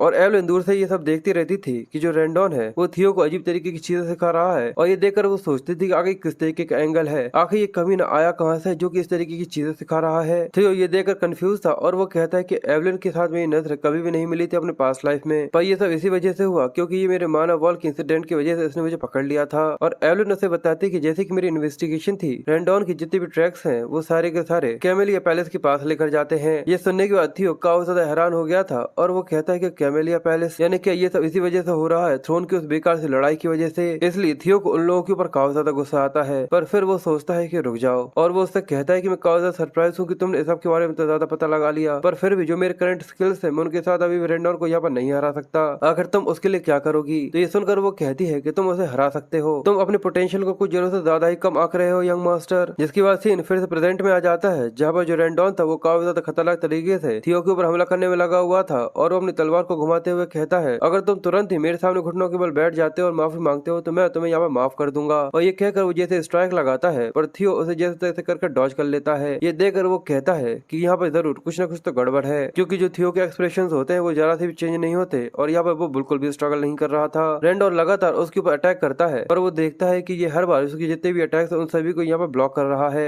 आखिर अचानक यहाँ पर क्या हो रहा है? ये वो थियो नहीं है जिसको मैं जानता था, और उन दोनों के बीच में काफी ज्यादा इंटेंस खतरनाक लड़ाई चल रही थी, जहाँ पर रेंडॉन लगातार उसके ऊपर तलवार चलाते हुए कहता है कि आखिर इसके स्किल्स इतने ज्यादा कैसे बढ़ गए। और वहाँ पर खड़े हुए सभी लोग काफी ज्यादा हैरान थे और कहते कि सच में कि ये अपने मास्टर को इस तरीके से पीछे की तरफ धका रहा है। देख ऐसा नहीं लगता जैसे कि ये इसे सही तरीके से थ्रेडिंग भी कर रहा है। और हम एवलिन को दिखाते हैं जो कि ये सब देखकर काफी ज्यादा मुस्कुरा रही थी। जिसके बाद फिर से हमें उसी सीन के अंदर लेकर चला जाते हैं जहाँ पर थियो कहता है कि यहाँ पर एक और चीज है जिसकी वजह से मैं काफी ज्यादा कंसिडर करता हूँ। इसलिए वो उससे कहता है कि आखिर क्या वजह है कि जिसकी वजह से तुम मेरी मदद करना चाहती हो, कि ये सब जो पिछली बार हुआ था उस सब की वजह से है। वो कहती है कि ये उसकी वजह से ही तो है, पर इसके अलावा मैं किसी एक ऐसे इंसान को भी जानती हूँ जो कि तुम्हें काफी ज्यादा पसंद करता है और वो टैलेंट को कलेक्टिंग करने में काफी ज्यादा ऑब्सेस्ड है, तुम्हें पता है ना। जिसके बाद सीन फिर से प्रेजेंट में आ जाता है जहाँ पर रेंडॉन को काफी ज्यादा स्ट्रगल करना पड़ रहा था, और उसकी तलवार जैसे थियो से टकराती है उन दोनों के बीच में क्लैश होता है, और वो ये देखकर सोचता है कि शुरुआत से इसके अंदर बिल्कुल भी टैलेंट नहीं था, तो आखिर अब क्या हुआ? तो आखिर अचानक इस समय पर ऐसा कैसे हो सकता है? कहते लंबे समय से बस ये यहाँ पर एक्टिंग कर रहा था एक बेवकूफ होने की, पर आखिर क्यों? आखिर क्या वजह हो सकती है? थियो रेंडॉन से कहता है कि आखिर तुम्हारे पीछे से तुम्हें बैक सपोर्ट कौन कर रहा है? ये सुनकर वो कंफ्यूज था और वो इसे पीछे की तरफ धकेल देता है, और वो उससे कहता है, रेंडॉन उससे कहता है कि आखिर तुम्हारा क्या मतलब है कि आखिर मुझे कौन सपोर्ट कर रहा है? थियो कहता है कि तुम्हें ऐसा लगता है कि मुझे इसके बारे में नहीं पता कि आखिर क्या वजह है कि तुम इतने लंबे समय से मुझे बेकार से लेसन क्यों दे रहे थे। ये सुनकर वो कहता है कि तुम कितने बड़े बेवकूफ हो, क्या तुम्हें पता भी है कि आखिर मैं तुम्हारे लिए कितनी ज्यादा कड़ी मेहनत करता हूँ? थियो कहता है कि ये कैमेलिया पैलेस है। ये सुनने के बाद वो काफी ज्यादा हैरान हो जाता है, उसका जो एक्सप्रेशन था ये देखकर वो हैरान था और कहता है कि आखिर इसे इसके बारे में कैसे पता है? थियो मुस्कुराते हुए कहता है ये काफी ज्यादा अच्छा है कि तुम पूरी तरह से ऑनेस्ट हो रेंडॉन। और वो काफी भारी आवाज में उससे कहता है क्या तुम्हें पता है कि कैसा महसूस होता है कि जब तुम्हारा एक हाथ कट जाता है? और ये कहकर वो अचानक ही उसकी तलवार को रेंडॉन के कंधे के नीचे लेकर आता है, और चैप जैसे वो अपनी तलवार को ऊपर की तरफ करता है तो रेंडॉन भी ये देखकर काफी ज्यादा हैरान था, क्योंकि उसका कंधा उसके हाथ से पूरी तरह से अलग हो चुका था, और वो अपने हाथ को आसमान में उड़ता हुआ देख रहा था जो कि उसकी नजरों के सामने ही कट कर आसमान में पहुंच चुका था। और ये सब करने वाला एक ऐसा इंसान था जिसको लोग अभी तक एक टैलेंट लेस इंसान समझ रहे थे। इसी वजह से सभी लोगों के मुंह खुले के खुले रह जाते हैं, और सभी लोग इसकी वजह से काफी ज्यादा सरप्राइज थे। और रेंडॉन को इसकी वजह से बहुत ज्यादा दर्द होता है, जिसकी वजह से उसकी आंखों में आंसू आ जाते हैं और वो जोर से वहीं पर बैठकर चिल्लाना चालू कर देता है। वो गुर्राते हुए कहता है कि मेरा हाथ, मेरा हाथ। अगर तुम्हारे जैसे एक बेवकूफ की हिम्मत भी कैसे हुई कि उसने मेरे साथ ऐसा कुछ किया? और थियो आगे बढ़ते हुए कहता है कि मैं पूरी तरह से इसके लिए तैयार हूँ, क्योंकि मुझे काफी ज्यादा स्ट्रॉन्ग बनना है। और वो सच में उसके सामने जिस तरीके से खड़ा हुआ था वो काफी ज्यादा खतरनाक लग रहा था, और वो ये देखकर कहता है कि मुझे और भी ज्यादा ताकतवर बनना ही होगा। और थियो उससे कहता है कि पिछली बार तुमने मुझसे क्या कहा था? जितनी भी सारी चीजें हो रही हैं वो सारी की सारी गलती मेरी है। ये सुनकर वो कंफ्यूज था और वो कहता है कि आखिर तुम्हारा मतलब क्या है? पर थियो अपने गुस्से में आकर अपनी तलवार को घुमाते हुए अपनी काफी ज्यादा खतरनाक आंखों के साथ उससे कहता है कि अब ये तुम्हारी गलती है कि आज तुम यहाँ पर मरने वाले हो। और ये कहकर वो जैसे अपनी तलवार को घुमाता है उसे अपने पास्ट के जितने फ्लैशेस थे वो सभी याद आ जाते हैं कि उसकी जो कंडीशन थी वो रेंडॉन की वजह से किस तरीके से थी। इसलिए वो उससे कहता है कि रंगनार जो कि हमेशा ये यकीन करते हैं कि जो स्ट्रॉन्ग है वही रूल करता है। और उसे याद आता है कि रेंडॉन ने उससे कहा था कि तुम सबसे ज्यादा कमजोर और सबसे उससे ज्यादा कमजोर, और उसको इस तरीके से तलवार घुमाता हुआ देखकर रेंडॉन बहुत ज्यादा घबराया हुआ था और उसके चेहरे पर उसका डर साफ दिख रहा था। इसलिए वो उससे कहता है कि रुक जाओ, पर अगले ही पल हमें आसमान में उसका सिर उड़ता हुआ दिखाते हैं, जो कि थियो ने अपनी तलवार को घुमाकर उसकी गले से अलग कर दिया था। और ये सीन सच में काफी ज्यादा ग्रुसम है, क्योंकि उसने अब यहाँ पर अपना बदला ले लिया था। जिसके बाद सिस्टर नोटिफाइड करते हुए बताता है कि उसने अपने ट्यूटोरियल को यहाँ पर सक्सेसफुली कंप्लीट कर लिया है। और सभी लोग ये देखने के बाद काफी ज्यादा हैरान थे, और यहाँ पर एवलिन काफी ज्यादा मुस्कुरा रही थी, और वहाँ पर एक और आदमी खड़ा हुआ था जो ये देखकर काफी ज्यादा खुश हो रहा था। और अब उसका सिस्टम नोटिफाइड करते हुए बताता है कि वो अभी अपने रिवॉर्ड को लेना चाहता है, तो वो यस पर क्लिक करता है और अपने रिवॉर्ड को ले लेता है। और अब यहाँ पर थियो सच में काफी ज्यादा कूल लग रहा है, वो काफी ज्यादा ओपी है। अब इस सोर्ट्समैनशिप कंपटीशन के यहाँ पर खत्म हो जाने के बाद सब कुछ शांत हो जाता है, पर सभी लोग काफी ज्यादा हैरान थे और वो काफी ज्यादा पसीने के साथ ये सब देख रहे थे कि एक बेवकूफ यहाँ पर जीत गया, एक मिड टायर के सोर्ट्समैन से जीत गया। आखिर ऐसा कैसे हो सकता है? थियो ये देखकर कहता है कि आखिर ये कितना ज्यादा कमजोर और बेवकूफ था।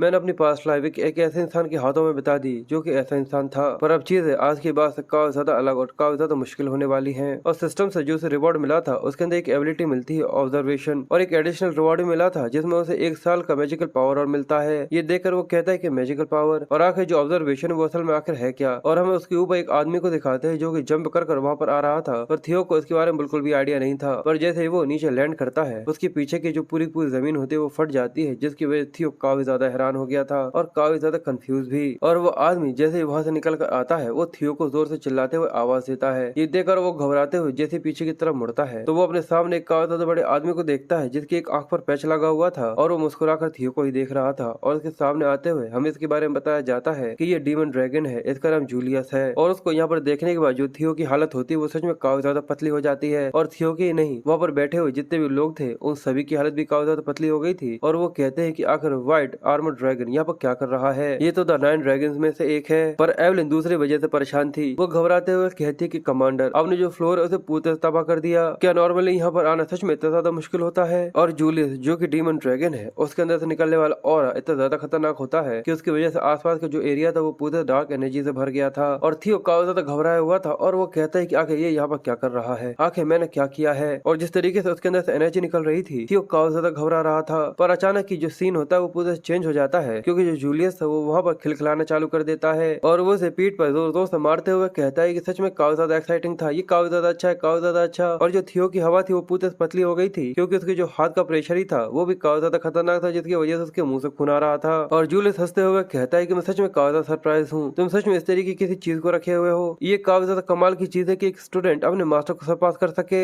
नहीं पर ये थोड़ी सी डिसरेस्पेक्ट थी, क्योंकि तुमने उसे यहाँ पर मार दिया। पर जैसा कि मैंने उसके बारे में सुना है उस तरीके के इंसान ऐसी चीज को डिजर्व करते हैं। ये सुनकर थियो जैसे जूलियस को आवाज देता है, पर वो तभी हंसते हुए कहता है कि छोड़ो, आखिर इसकी कौन को चिंता है। जिसके बाद वो थियो के कंधे पर हाथ रखता है और वो उससे कहता है कि आओ और व्हाइट आर्मर ड्रैगन को ज्वाइन करो। ये सुनने के बाद वो काफी ज्यादा कंफ्यूज था, और जो एवलिन थी वो उसको देखकर मुस्कुरा रही थी, पर वहाँ पर बैठे हुए सभी लोग उन लोगों के मुंह खुले के खुले रह गए थे। ये देखना काफी ज्यादा मजेदार है, और सभी लोग कहते हैं कि एक बेवकूफ रंगनाक इसको व्हाइट ड्रैगन आर्मर नाइट्स के अंदर स्कॉल्ड किया जा रहा है, भले ही ये कितनी ज्यादा कमाल की लड़ाई क्यों न लड़ी हो, पर फिर भी आगे ऐसा कैसे हो सकता है। पर तभी उसके साइड में खड़ा हुआ रिम उन लोगों को शांत करता है और उन लोगों से कहता है, क्या तुम्हें ऐसा लगता है कि सच में ये किसी अप्रेंटिस सोर्ट्समैन के साथ पहली बार हो रहा है? ऐसा कभी भी नहीं हुआ, एक ऐसे इंसान के साथ जो कि अवेकनिंग सेरेमनी को भी कंप्लीट कर चुका हो उसे भी नहीं लिया जाता। ये सुनकर रिमिंग कहता है कि बिल्कुल, इसे बिल्कुल भी नहीं पता होगा। ये चीज पूरे से इम्पॉसिबल है कि किसी की ट्रू पोटेंशियल के बारे में पता लगाया जा सके जब उसका जो माना वॉल है वो पूरे से क्लोज्ड हो, और भले ही उनकी जो सोर्ट्समैनशिप हो वो काफी ज्यादा एक्सेप्शनल हो, पर फिर भी जो मैजिक पावर वो काफी ज्यादा लैक करती है। और यहाँ तक जूलियस भी कितना ज्यादा ग्रेट क्यों ना हो, पर फिर भी वो इस चीज के लिए श्योर नहीं हो सकता। तो आखिर डीमन ड्रैगन को क्या सच में इसके अंदर इस तरीके का पोटेंशियल दिख रहा है जैसा कि कभी उन्होंने मौका मुझे दिया था? शायद ऐसा हो सकता है। पर जो थियो होता है वो जूलियस तक कहता है कि मैं आपको डिक्लाइन करना चाहूंगा, और वो पूरा चुप था, और उसके जो एक्सप्रेशंस होते हैं वो वहाँ पर किसी को कुछ भी नहीं कह सकते थे। और जो डीमन ड्रैगन होता है वो भी ये सुनने के बाद काफी ज्यादा हैरान हो जाता है, क्योंकि उसके यहाँ पर काफी ज्यादा बड़ी बेइज्जती हो गई थी। पर ये सुनने के बाद और भी लोग थे, उन लोगों के भी तोते उड़ चुके थे, क्योंकि वो लोग ये सुनकर और भी ज्यादा हैरान होते हैं, क्योंकि किसी को इतनी ज्यादा बड़ी अपॉर्चुनिटी मिली थी, यानी ये कहना चाहिए कि उसने खुद से उसको लात मार दी है। इसकी वजह से वहाँ पर पूरे लोग काफी ज्यादा हैरान थे, और वहाँ पर पूरे में शांति छा जाती है। पर अब इसकी वजह से सभी लोग उसके बारे में बातें करना चालू कर देते हैं, और अब वो यहाँ उसको बेवकूफ कहने के बजाय यंग मास्टर थियो कहने लगे थे। फिर सीन शिफ्ट होता है और हम एक मेड को दिखाते हैं जो कि एक लड़की के पास आती है, और वो उसे सारी की सारी बातें बताती है। वो कहती है तो इसका तो यही मतलब है कि जो उसका मास्टर है वो काफी ज्यादा कमजोर था। देखकर लगता है कि वो पूरे से बेवकूफ इंसान था। और ये सब देखने के बाद डीमन ड्रैगन ने डायरेक्टली उसको स्क्रॉल करने की कोशिश करी व्हाइट आर्मर ड्रैगन आर्मी के अंदर, पर यंग मास्टर ने डिक्लाइन कर दिया, ये कह करके जो उसके स्किल्स है वो चीज के लिए पूरी से एफिशिएंट नहीं है। एक हम्बल रंगनाक तो हर दिन ऐसा कुछ नहीं देख सकते। और हमें वहाँ पे एक लड़के को दिखाते हैं जिसके हाथों पर कई सारे टैटूज बने हुए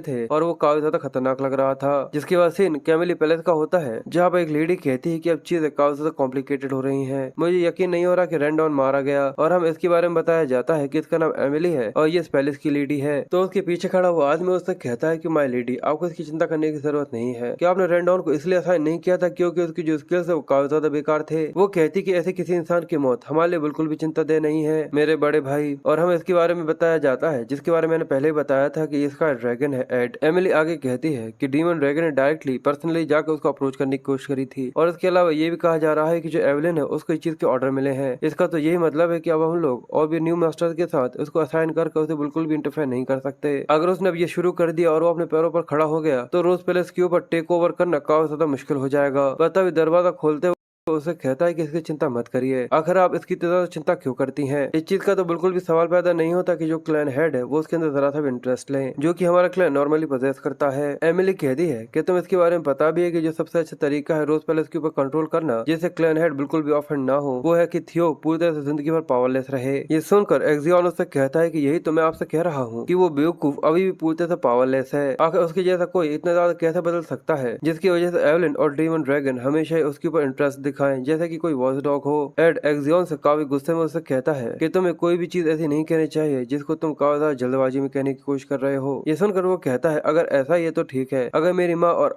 अंकल इस चीज की काफी ज्यादा चिंता कर रहे हैं तो मैं थोड़ी देर उसके साथ कुछ खेलना चाहता हूँ। और ये कहकर वो एक लेटर होता है जिसको उठा लेता है और आगे कहता है कि जिससे वो इस जगह के बारे में काफी अच्छे तरीके से समझ सके। जिसके बाद सीन शिफ्ट होता है और हमें पता चलता है कि जो थियो है अब वो एवलिन के साथ प्रैक्टिस करना चालू कर चुका है। ये देखकर वो कहती है कि तुमने आज काफी ज्यादा अच्छा काम किया। थियो उससे कहता है कि तुम्हारा बहुत शुक्रिया और सच में किसी प्रॉपर मास्टर के साथ ट्रेनिंग करना काफी ज्यादा अलग महसूस होता है। ये सुनकर वो कहती है ये और भी ज्यादा अच्छा होता अगर तुमने व्हाइट ड्रैगन आर्मी को ज्वाइन कर लिया होता। तो मुझे सच बताओ कि आखिर तुमने क्यों डिक्लाइन किया? थियो कहता है the white armoured dragon knights. मैं तुमसे झूठ कहूंगा अगर मैं तुमसे ये कहूँ कि मैं बिल्कुल भी नहीं पछताता तो, क्योंकि वो मेरे पास लाइफ का पूरा सपना हुआ करता था। पर अगर मैं तुम्हें सच बताऊं तो अब उसको ज्वाइन करना काफी ज्यादा बुरा हो सकता है क्योंकि अब इस चीज की कोई भी वजह नहीं बनती जिससे मैं अपने आप को पूरी तरह से लिमिटेड कर लूं। क्योंकि अगर मैं सोचूं उस प्रिविलेज के बारे में कि अवेकनिंग सेरेमनी परफॉर्मेंस के अंदर जो मिलने वाले है जो कि अगर वहाँ पर काफी ज्यादा अच्छा परफॉर्मेंस करता है तो उसका अगर कंपेयर किया जाए व्हाइट ड्रैगन आर्मी के साथ तो उसको कंपेयर ही नहीं किया जा सकता। अगर मैं उस प्रिविलेज के बारे में सोचूं जो कि दिखाया जाता है अवेकनिंग सेरेमनी के प्रिविलेज के अंदर जो कि टॉप परफॉर्मेंस होती है तो इसे व्हाइट आर्मर ड्रैगन नाइट के साथ कंपेयर नहीं किया जा सकता। पर वो उससे कहता है कि मैं किसी भी तरीके का स्पेशल प्रिविलेज नहीं चाहता था क्योंकि मुझे ऐसा लगता है कि सच में ये चीज मेरे लिए पूरी तरह से लायक नहीं है। मैं इस चीज से सेटिस्फाइड हूँ कि तुम अवेकनिंग सेरेमनी तक मेरे साथ ट्रेनिंग करती हो। ये सुनकर एवलिन खुश हो जाती है और कहती है कि ठीक है, पर जो कमांडर थे वो जरूर इसकी वजह से काफी ज्यादा डिसअपॉइंटेड होंगे। जिसके बाद थियो अपनी एक आंख बंद कर अपने ऑब्जर्वेशन स्किल का इस्तेमाल करते हुए एवलिन को चेक करता है तो एवलिन की जितनी भी इन्फॉर्मेशन थी वो उसके अंदर आ जाती है और स्टेट के अंदर सारी चीजें बताई जाती है जहाँ पर वो थियो के बारे में क्या सोचती है। ये देखने के बाद थियो कहता है कि जो ऑब्जर्वेशन स्किल है वो सच में काफी ज्यादा यूजफुल है। मैं डेफिनेटली इस चीज का बाद में फायदा जरूर उठा सकता हूँ। और वो स्टेटस के अंदर कुछ ऐसी भी चीजें देखता है जिसकी वजह से वो थोड़ा सा कंफ्यूज था। पर तभी वहाँ पे एक लड़का आ जाता है जो कि थियो से कहता है कि प्लीज मुझे माफ करिएगा और वो अपने बारे में इंट्रोड्यूस करते हुए बताता है कि वो नॉर्थन पोस्ट से आया है और उसका नाम सिविल ट्रेनर है। और वो कहता है कि यहाँ पे कुछ ऐसी चीज है जो कि मैं आपके साथ डिस्कस करना चाहता हूँ। ये सुनकर वो कहता है क्या मेरे साथ? थियो सोचता है कि ये देखने में काफी ज्यादा डरावना लग रहा है, आखिर ये कौन है? और फिर वो ऑब्जर्वेशन स्किल का इस्तेमाल करते हुए उसको चेक करता है तो वो काफी ज्यादा एक्साइटेडली और काफी ज्यादा क्रीपी तरीके से उससे कहता है कि बिल्कुल आपने बिल्कुल सही कहा। और वो उसके स्टेटस के अंदर देखता है कि वो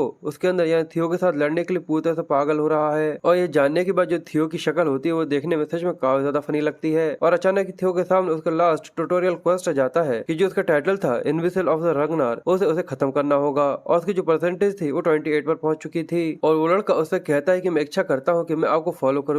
और वो उससे कहता है कि मास्टर थियो मैं आपको फॉलो करना चाहता हूँ। मैं अगर आपको सच बताऊं तो इतने लंबे समय से मैं बस आपको इग्नोर करता था और मुझे यकीन था कि जो आपको टाइटल मिला था वो पूरी तरह परफेक्ट था। और ये सुनने के बाद थियो को सच में उसके ऊपर काफी ज्यादा गुस्सा आ रहा था। और वो लड़का आगे कहता है पर मैं ये सीखने के लिए यहाँ पर आता था कि आप हर सुबह यहाँ पर आते थे, पर मैं ये सीखना चाहता हूँ कि आप हर दिन हर सुबह सभी लोगों से पहले आ जाते हैं और सभी लोगों से काफी ज्यादा हार्डर ट्रेनिंग करते हैं, जिसकी वजह से जो ये रिजल्ट है वो काफी ज्यादा कमाल का था। और जो थियो और रेंडॉन की जो लड़ाई थी वो देखने के बाद सभी लोग वैसे भी काफी ज्यादा हैरान थे थे। और ये देखकर वो भी काफी ज्यादा हैरान था और वो कहता है कि उसके बाद से कि जो आपके काफी ज्यादा कमाल की ग्रोथ है उसको देखने के बाद मैं काफी ज्यादा सरप्राइज हूँ। और उसके बाद से यंग मास्टर थियो आप मेरे आइडल बन चुके हैं, इसलिए प्लीज मुझे एक मौका दे जिससे मैं अपनी तलवार को आपकी तलवार से टकरा सकूं, यानी आपके साथ एक डुएल कर सकूं। थियो कहता है कि नॉर्मली मैं इसकी जो ट्रू इंटेंशन है उनके ऊपर काफी ज्यादा डाउट करता, पर सारी चीजें देखने के बाद ऐसा लगता है कि ये सच में काफी ज्यादा बड़ा जीनियस है। पर ये काफी ज्यादा अनएक्सपेक्टेड था क्योंकि रेंडोंग को हराने के बाद रूमर्स पूरे में फैल चुके हैं कि जो लॉर्ड जूलियस है उनकी अटेंशन पूरे में फैल चुकी है। मुझे लगता है कि लोग इस चीज की वजह से काफी ज्यादा ओवरवेल्म हो रहे हैं कि आखिर वो किस तरीके से मुझे अटेंशन दे रहे थे। इसी वजह से वो खुद से ही ये चीज टेस्ट करना चाहते हैं। और हमें दिखता है कि उस लड़के के पीछे और भी कई सारे लोग थे जो कि यहाँ पर थियो से लड़ने के लिए आए हुए थे। और ये देखकर वो कहता है कि कम से कम चलो, अब रंगनाग के अंदर ऐसे कई सारे लोग तो हैं जिनके अंदर भी खुद की प्राइड बची हुई है। और ये चीज पूरी तरह से श्योर है कि आखिर में मुझे ऐसे कई सारे लोगों की जरूरत है जो कि मेरे साथ खड़े हों, जिससे मैं रंगनार का क्लैन हेड बन सकूं। और इसके अलावा ये क्वेस्ट जो ये मेरा फाइनल ट्यूटोरियल क्वेस्ट है कि मुझे कैसे भी कर इस टाइटल को स्केप करना है, और ये एक नई अपॉर्चुनिटी है जो कि मेरी नई जिंदगी को आगे बढ़ाने के लिए काफी ज्यादा अच्छी होगी।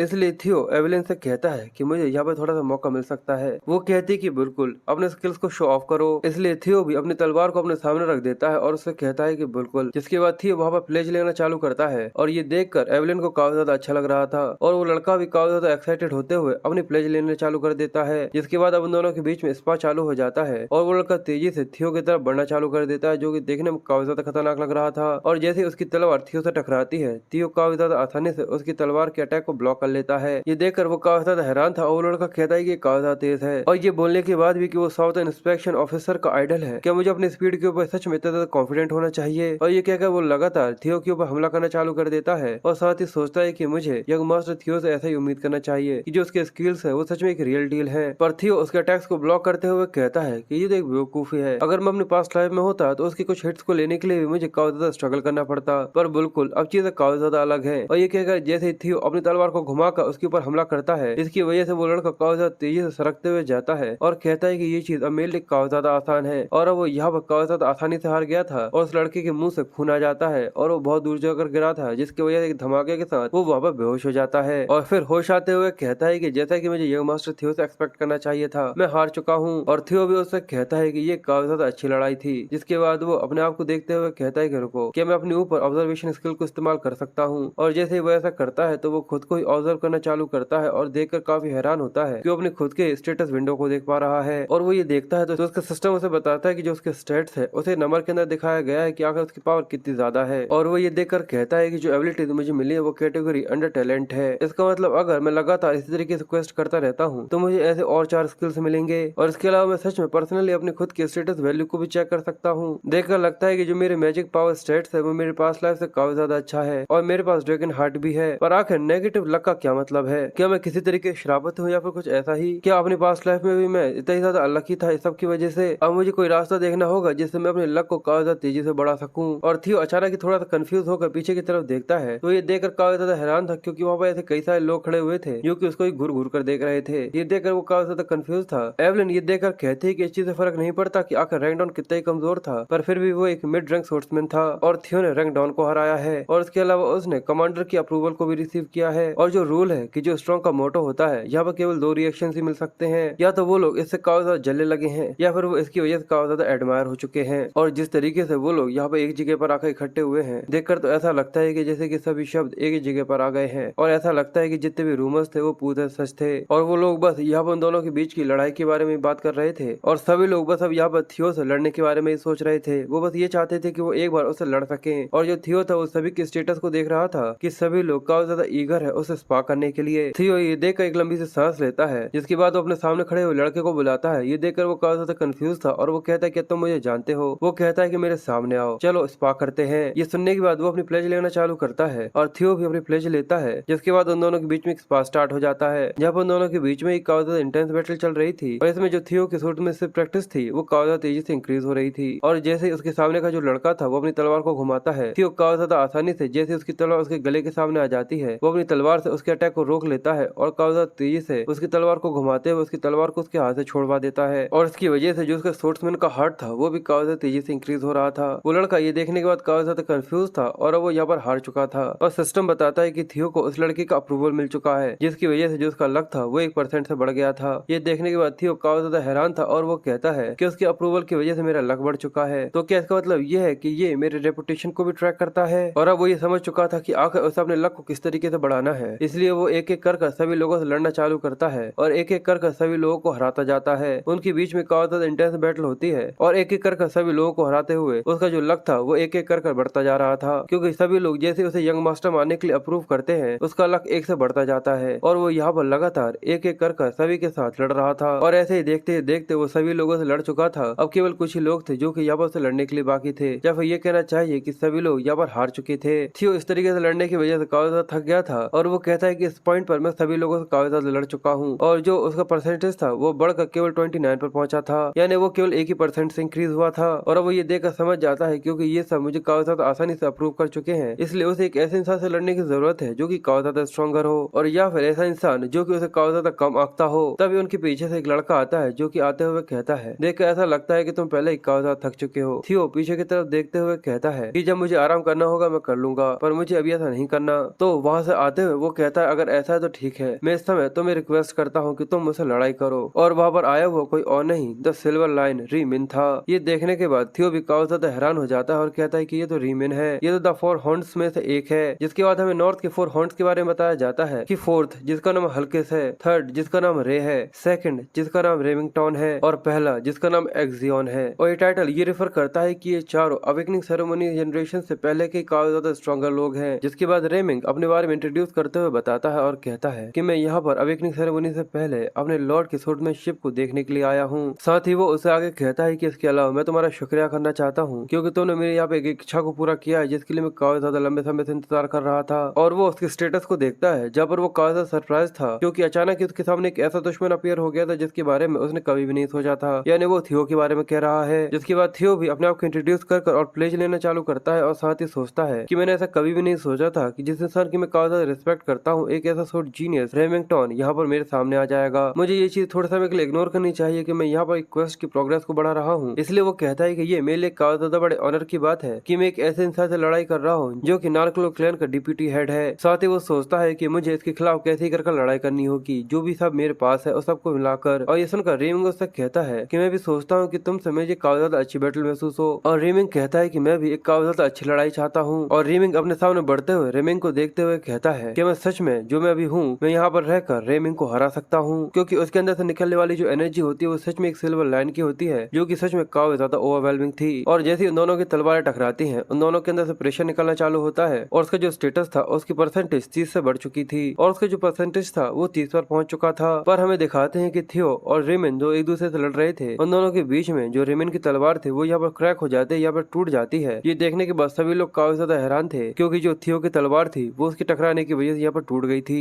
और रेमिंग ने अपनी तलवार को थियो के गले पर रख दिया था। सभी लोग काफी हैरान थे और कहते कि यंग मास्टर थियो यहाँ पर हार चुके हैं, पर किसी को भी अपनी आंखों पर भरोसा नहीं हो रहा था और वो कहते हैं भाई ये तो एक ऑब्वियस रिजल्ट था, इस चीज से फर्क नहीं पड़ता कि यंग मास्टर कितने भी ज्यादा बढ़ चुके हों, पर फिर भी ये चीज तो पूरी नामुमकिन है कि वो स्ट्रॉन्गेस्ट जनरेशन के किसी इंसान को इतनी आसानी से हरा सके। पर वो लड़का चिल्लाते हुए कहता है कि पर जो फाइटिंग स्पिरिट यंग मास्टर की है वो काफी ज्यादा खतरनाक है। पर अचानक उन लोगों के कानों में एक आवाज सुनाई देती है कि मैं यहाँ पर अपनी हार मानता हूँ। ये सुनकर सभी लोग काफी ज्यादा हैरान थे क्योंकि जो रेमिंग था वो यहाँ पर हार मान चुका था और वो कहता है कि ये काफी ज्यादा कमाल का डुअल था कि जो तलवार तुम यहाँ पर इस्तेमाल कर रहे थे वो पहले से काफी ज्यादा खराब हो चुकी थी और इस चीज के बारे में तो मेंशन नहीं किया गया कि तुम पहले से थके हुए थे, इसलिए ये डुअल यहाँ पर मेरी हार होती है। थियो कहता है कि बैटलफील्ड के अंदर ऐसा कोई भी नहीं होता जो कि इस तरीके की कंसंट्रेशन को रखे, मेरी हार तभी हो चुकी थी जब मैंने इस तलवार को मेरे लिए चुना था। अब ये बोलकर वो दोनों ही शांत हो जाते हैं, जिसके बाद वो दोनों एक दूसरे के साथ हाथ मिलाते हैं और रेमिंग उससे कहता है कि मैं उम्मीद करता हूँ कि अगली बार हम दोनों के बीच में काफी ज्यादा अच्छा डुअल होगा। ये सुनकर वो कहता है कि मैं भी, और उन दोनों को इस तरीके से एक दूसरे के साथ हाथ मिलाता हुआ देखकर सभी लोग काफी ज्यादा सरप्राइज होते हैं और अब उसकी जो परसेंटेज थी वो धीरे धीरे करके बढ़ने लगी थी और अब वो 35 पर आ गई थी। थियो उसको देखकर कहता है कि ये काफी ज्यादा स्ट्रॉन्ग है, इसने अपने टैलेंट से सीक्रेट मैनुअल को ऑब्टेन किया है जो कि क्वेस्ट से मिलती है और मैं अपने पास्ट लाइफ की वजह से स्ट्रॉन्गर बन रहा हूँ। पर मैंने उस समय को महसूस किया था जब हम दोनों की तलवार एक दूसरे से टकराई थी कि अब ये काफी लंबा सफर है जो कि मुझे पूरा करना है और ये तो एक काफी ज्यादा बड़े शर्म की बात है कि हमारा डुअल इस तरीके से खत्म हो रहा है, पर फिर भी इससे मुझे काफी ज्यादा मिला है। केवल मेरा लकी नहीं जो कि 10% से बड़ा है, इसके अलावा जो मेरी रेपुटेशन है वो भी काफी ज्यादा इंप्रूव हुई है। पर ये काफी ज्यादा शर्म की बात है कि जो क्वेस्ट प्रोग्रेस है वो काफी ज्यादा नहीं बढ़ी है, पर मुझे दूसरे मेथड्स के ऊपर और भी ज्यादा ध्यान देने की जरूरत है। अब न जाने मुझे कौन से स्टेज पर जाना होगा जिससे मुझे वो अप्रूवल मिल सकेगा। और अचानक जो रेमिन होता है वो थियो से कहता है, अगर मैं तुम्हें सच बताऊं तो मैं असल में यहाँ पर केवल तुमसे ये डुअल लड़ने के लिए नहीं आया था, असल में मैं तुम्हें यहाँ पर इन्वाइट करने के लिए आया था इस स्किल ड्रैगन सोसाइटी के अंदर। और ये सुनने के बाद सभी लोग काफी ज्यादा हैरान हो जाते हैं और हमें उसकी झलक दिखाई जाती है कि उसके अंदर सच में काफी ज्यादा खतरनाक से लोग हैं। पर ये सुनने के बाद आसपास के लोग काफी ज्यादा हैरान थे कि स्किल ड्रैगन सोसाइटी ये तो एक ऐसा सोसाइटी ग्रुप है जिसके अंदर केवल वही लोग जा सकते हैं जिनको चूज किया जाता है और रिमिंगटन पर्सनली उन्हें यहाँ पर इन्वाइट करने के लिए आया है। थियो ये देखकर थोड़ी देर के लिए तो इसके बारे में सोचता है, जिसके बाद वो कहता है क्या ये ठीक होगा कि मेरे जैसा कोई इंसान उसके अंदर पार्टिसिपेट करे क्योंकि तुम्हारा ग्रुप काफी ज्यादा फेमस है। रिमिंग कहता है कि बकवास, तुम तो क्वालिफाइड से भी ज्यादा हो और इसके अलावा ये ग्रुप कोई इतना ज्यादा भी सीरियस नहीं है और सिंपली मैं तो बस इस ग्रुप के अंदर इसलिए हूँ जिससे मैं अवेकनिंग सेरेमनी तक थोड़ा सा एंजॉय कर सकूँ। और ये सुनने के बाद बाकी पीछे खड़े हुए लोग सोचते हैं अगर ऐसा है तो क्यों ना हम लोगों को भी इन्विटेशन क्यों नहीं मिला है। थियो कहता है कि मुझे नहीं पता कि आखिर रिमिंग के मोटिवेशंस क्या है मुझे इनवाइट करने के, पर जो स्किल्ड ड्रैगन सोसाइटी है वो एक्सियन के आसपास घूमती है और वो ऐसे लोगों से भरी हुई है जो कि मुझे खत्म करना चाहते हैं। पर ये परफेक्ट एनवायरनमेंट हो सकता है जिससे मैं अपनी क्वेस्ट की प्रोग्रेस को बढ़ा सकूं और ये चीज मुझे अलाउ करेगी कि मैं रेक्सियोन और कैलेमिली पैलेस के अंदर लोगों को दिखा सकूं कि आखिर असल में मैं क्या कर सकता हूं। इसलिए तो मेरे पास कोई वजह ही नहीं बचती कि मैं इस चीज को रिफ्यूज कर सकूं।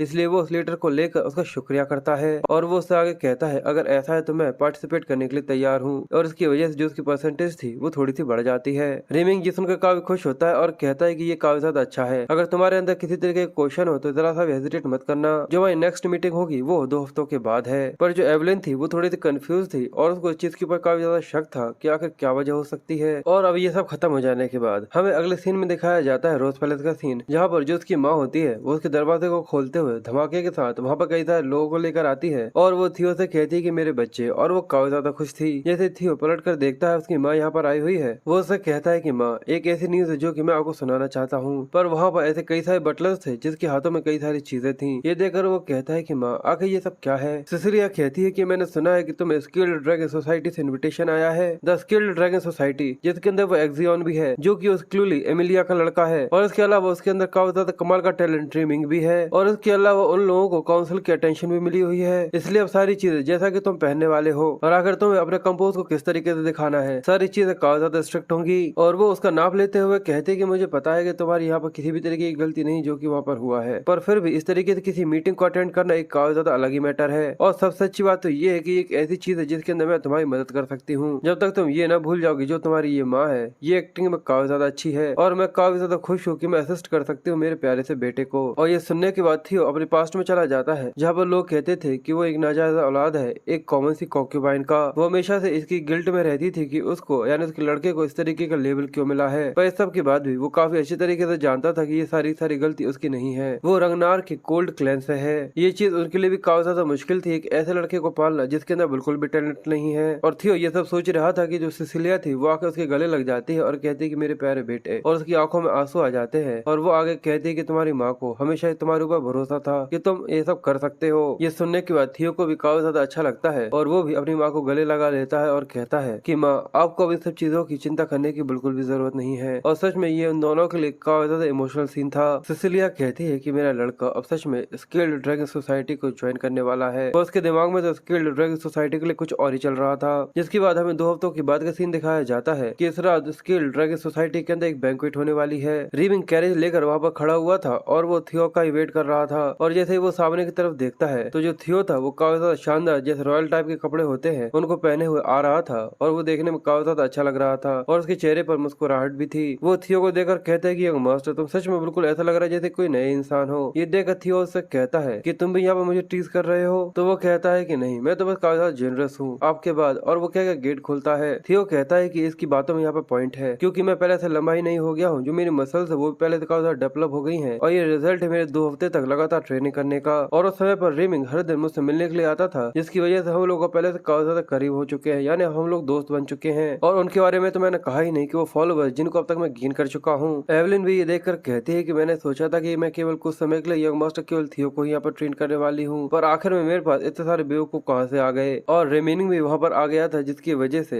एवलिन काफी ज्यादा परेशान थी। और थियो कहता है कि सच में इन 2 हफ्तों में मैं काफी ज्यादा थक चुका हूँ। अब रिमिंग उससे बात करना चालू करता है जहाँ पर वो उससे कहता है कि मैंने सुना है कि ये तुम्हारा पहला फॉर्मल बैंक्वेट था। वो कहता है कि हाँ। रिमिंग कहता है तो तुम्हें ज्यादा नर्वस होने की जरूरत नहीं है, मुझे पता है कि तुमने काफी अच्छा किया है, पर केवल एक ही चीज है जिसके ऊपर तुम्हें ध्यान देना होगा। ये सुनकर वो थोड़ा सा कंफ्यूज था, पर जो मेरा दोस्त एक्सियन है वो काफी मिस्चीवियस इंसान है। पर असल में एक्सियन ने मुझे वो इन्विटेशन दिया था क्योंकि उसने कहा था कि वो तुमसे मिलना चाहता है, इसलिए मैं उम्मीद करूंगा कि तुम उसके बारे में ज्यादा हार्शली नहीं सोचोगे और उसने बैंक सिर्फ तुम्हारे लिए ही तैयार करी है। ये सुनने के बाद वो काफी ज्यादा कंफ्यूज था और वो सोचता है यानी क्या वो रीमिंग नहीं था जिसने मुझे इनवाइट किया है बल्कि एक्सियन था। और इसकी वजह से थियो के चेहरे पर मुस्कुराहट आ जाती है और वो इसके बारे में सोचते हुए कहता है यानी अब चीजें काफी ज्यादा अच्छी जाने वाली है और इसलिए वो कहता है कि मैं इसका ध्यान रखूंगा और मैं उसकी काफी ज्यादा बेइज्जती करने के लिए पूरी तरह से तैयार हूँ। जिसके बाद हमें एक्सियन का सीन दिखाते हैं जो कि ड्रिंक करते हुए कहता है कि वो बेकार सा कचरा, लगता है कि एक नए खिलौने के साथ खेलने में काफी ज्यादा मजा आएगा। जिसके बाद हमें बाहर का सीन दिखाते हैं जहाँ पर कैरेज रुक चुका था और रीमिंग उससे कहता है कि मास्टर हम लोग यहाँ पर आ चुके हैं। जैसे वो लोग कैरेज से बाहर आते हैं और वो अपने सामने देखता है कि वहाँ पे एक काफी ज्यादा बड़ा कैसल है और वही कमेलिया पैलेस है और यहीं पर वो लोग रहते हैं जिन लोगों ने रेंडोन को उसके पीछे लगाया था जिससे वो उसकी ग्रोथ को यहाँ पर इंटरफेयर कर सके और यही वो लोग जिन आखिर में उसे उसकी माँ को और पूरे रोज पैलेस को तबाह कर दिया था। रीमिंग उससे कहता है क्या हम अंदर चलें? वो कहता है कि हाँ बिल्कुल। रीमिंग उसे आगे बताता है कि मैंने सुना है कि एक्सियन पर्सनली यहाँ पर आकर तुम्हें ग्रीट करना चाहता है, तो मुझे ऐसा लगता है कि वो एंट्रेंस पे जरूर हमारा वेट कर रहा होगा। पर थियो सोचता है कि ये चीज तो काफी ज्यादा ऑब्वियस है कि आखिर एक्सियन ने मुझे यहाँ पर क्यों बुलाया है, क्योंकि जब से रंगनाक एक इनविजिबल काफी ज्यादा एक्टिंग करने लगा है तो जरूर मेरी ट्रिक्स को देखने के लिए कि आखिर मैं किस तरीके से ये सब कर रहा हूँ वो जानने की कोशिश करेगा। पर ऐसा बिल्कुल भी नहीं है कि मैं यहाँ पर बिना किसी प्लान के आ गया हूँ। मैं तुम्हें इस चीज का एहसास कराऊंगा एक्सियन कि अगर तुम यहाँ पर किसी को ट्रिम करने की कोशिश कर रहे हो। पर तभी उसे किसी चीज का एहसास होता है और वो ऊपर से एक लाइट को आता हुआ देखकर कहता है कि ये तो वही ब्लू लाइट है जो कि क्वेस्ट से निकलती है। तो क्या कैमेलिया पैलेस के अंदर किसी तरीके का क्वेस्ट है? पर तभी जो रीमिंग होता है वो घबराते हुए थियो को आवाज देता है। ये सुनकर जैसे वो पीछे की तरफ देखता है तभी वहाँ पे काफी ज्यादा बड़ा धमाका हुआ था। ये देखकर रीमिंग काफी ज्यादा हैरान था और वो उससे कहता है कि थियो, पर वो उससे कहता है कि मैं पूरी तरह से ठीक हूँ क्योंकि ये केवल आटा है। और रीमिंग गुस्से में ऊपर की तरफ चिल्लाते हुए कहता है कि आखिर तुम क्या सोच रहे हो कि अगर तुमने ये क्या किया है? और थियो कहता है कि मैं बिल्कुल भी इसे डॉज नहीं कर पाता और मुझे हिट लग जाता अगर मैं अपनी प्रीवियस लाइफ के अंदर होता। मुझे ऐसा लगा था कि रीमिंग भी इस समय मिला हुआ है, पर इसको देख ऐसा नहीं लगता कि असल में कुछ ऐसा है, क्योंकि वो उसके स्टेटस को देख रहा था क्योंकि वो भी यहाँ पर काफी ज्यादा कंफ्यूज था। और थियो ऊपर की तरफ देखते हुए कहता है यानी यहाँ पर फ्लोर के साथ मेरा स्वागत हो रहा है और वो जो कि यहाँ पर सच में कुछ ऐसा कर सकता है वो केवल एक इंसान है। और एक्सियन बाहर आते हुए उससे कहता है कि तुम्हें क्या लगता है ये तो केवल दोस्तों के बीच में एक ग्रीटिंग है, पर जिस तरीके से तुम्हारे कंसर्न लग रहे हैं ऐसा लगता है कि तुम मना कर रहे हो। पर रीमिंग उसमें चिल्लाते हुए कहता है कि ग्रीटिंग आखिर तुम्हारा मतलब क्या है? तो एक्सियन गुस्से में चिल्लाते हुए कहता है कि तुम इस तरीके से एक्टिंग कर रहे हो जैसे कि तुम काफी ज्यादा गुस्सा हो। पर एक्सियन चिल्लाते हुए कहता है कि तुम सच में इसकी वजह से काफी ज्यादा गुस्सा हो, ये तो बस दो भाइयों के बीच में ग्रीटिंग थी तो उसको इस तरीके से ही रखो। और थियो जो उसका स्टेटस होता है उसको पढ़ लेता है जिसमें वो केवल उसको एक टॉय की तरह देख रहा था जिससे वो खेलना चाहता है। इसके बारे में पढ़कर वो थोड़ा कंफ्यूज था पर फिर वो मुस्कुराते हुए उसका शुक्रिया करता है। एक्सियन ये सुनकर कंफ्यूज था और वो कहता है कि शुक्रिया? थियो कहता है कि बिल्कुल, जिस तरीके से तुम मेरा स्वागत कर रहे हो मुझे तुम्हारा शुक्रिया करना चाहिए, मैं आज की पार्टी में काफी ज्यादा ध्यान दूंगा। ये सुनने के बाद एक्सियन काफी ज्यादा हैरान था और वो मुस्कुराते हुए कहता है तुम सच में काफी ज्यादा मजेदार हो गए हो जब से मैंने तुम्हें देखा नहीं है। जिसके बाद वो बैंक्वेट के अंदर आ जाता है जहाँ पर सभी लोग उसी को ही देख रहे थे और वहाँ पर अपनी पार्टी को एंजॉय कर रहे थे। पर वो लोग थियो के बारे में कह रहे थे कि आखिर एक्सियन यहाँ पर क्या सोच रहा है। इसके अलावा ये भी तो एक डायरेक्ट ब्लड लाइन ही है, पर फिर भी इनविजिबल को किल ड्रैगन सोसाइटी के अंदर इन्वाइट करना, पर क्या तुमने पहले देखा नहीं था? वो इस तरीके से ट्रीट करता है जैसे कि वो उसका एक टॉय हो।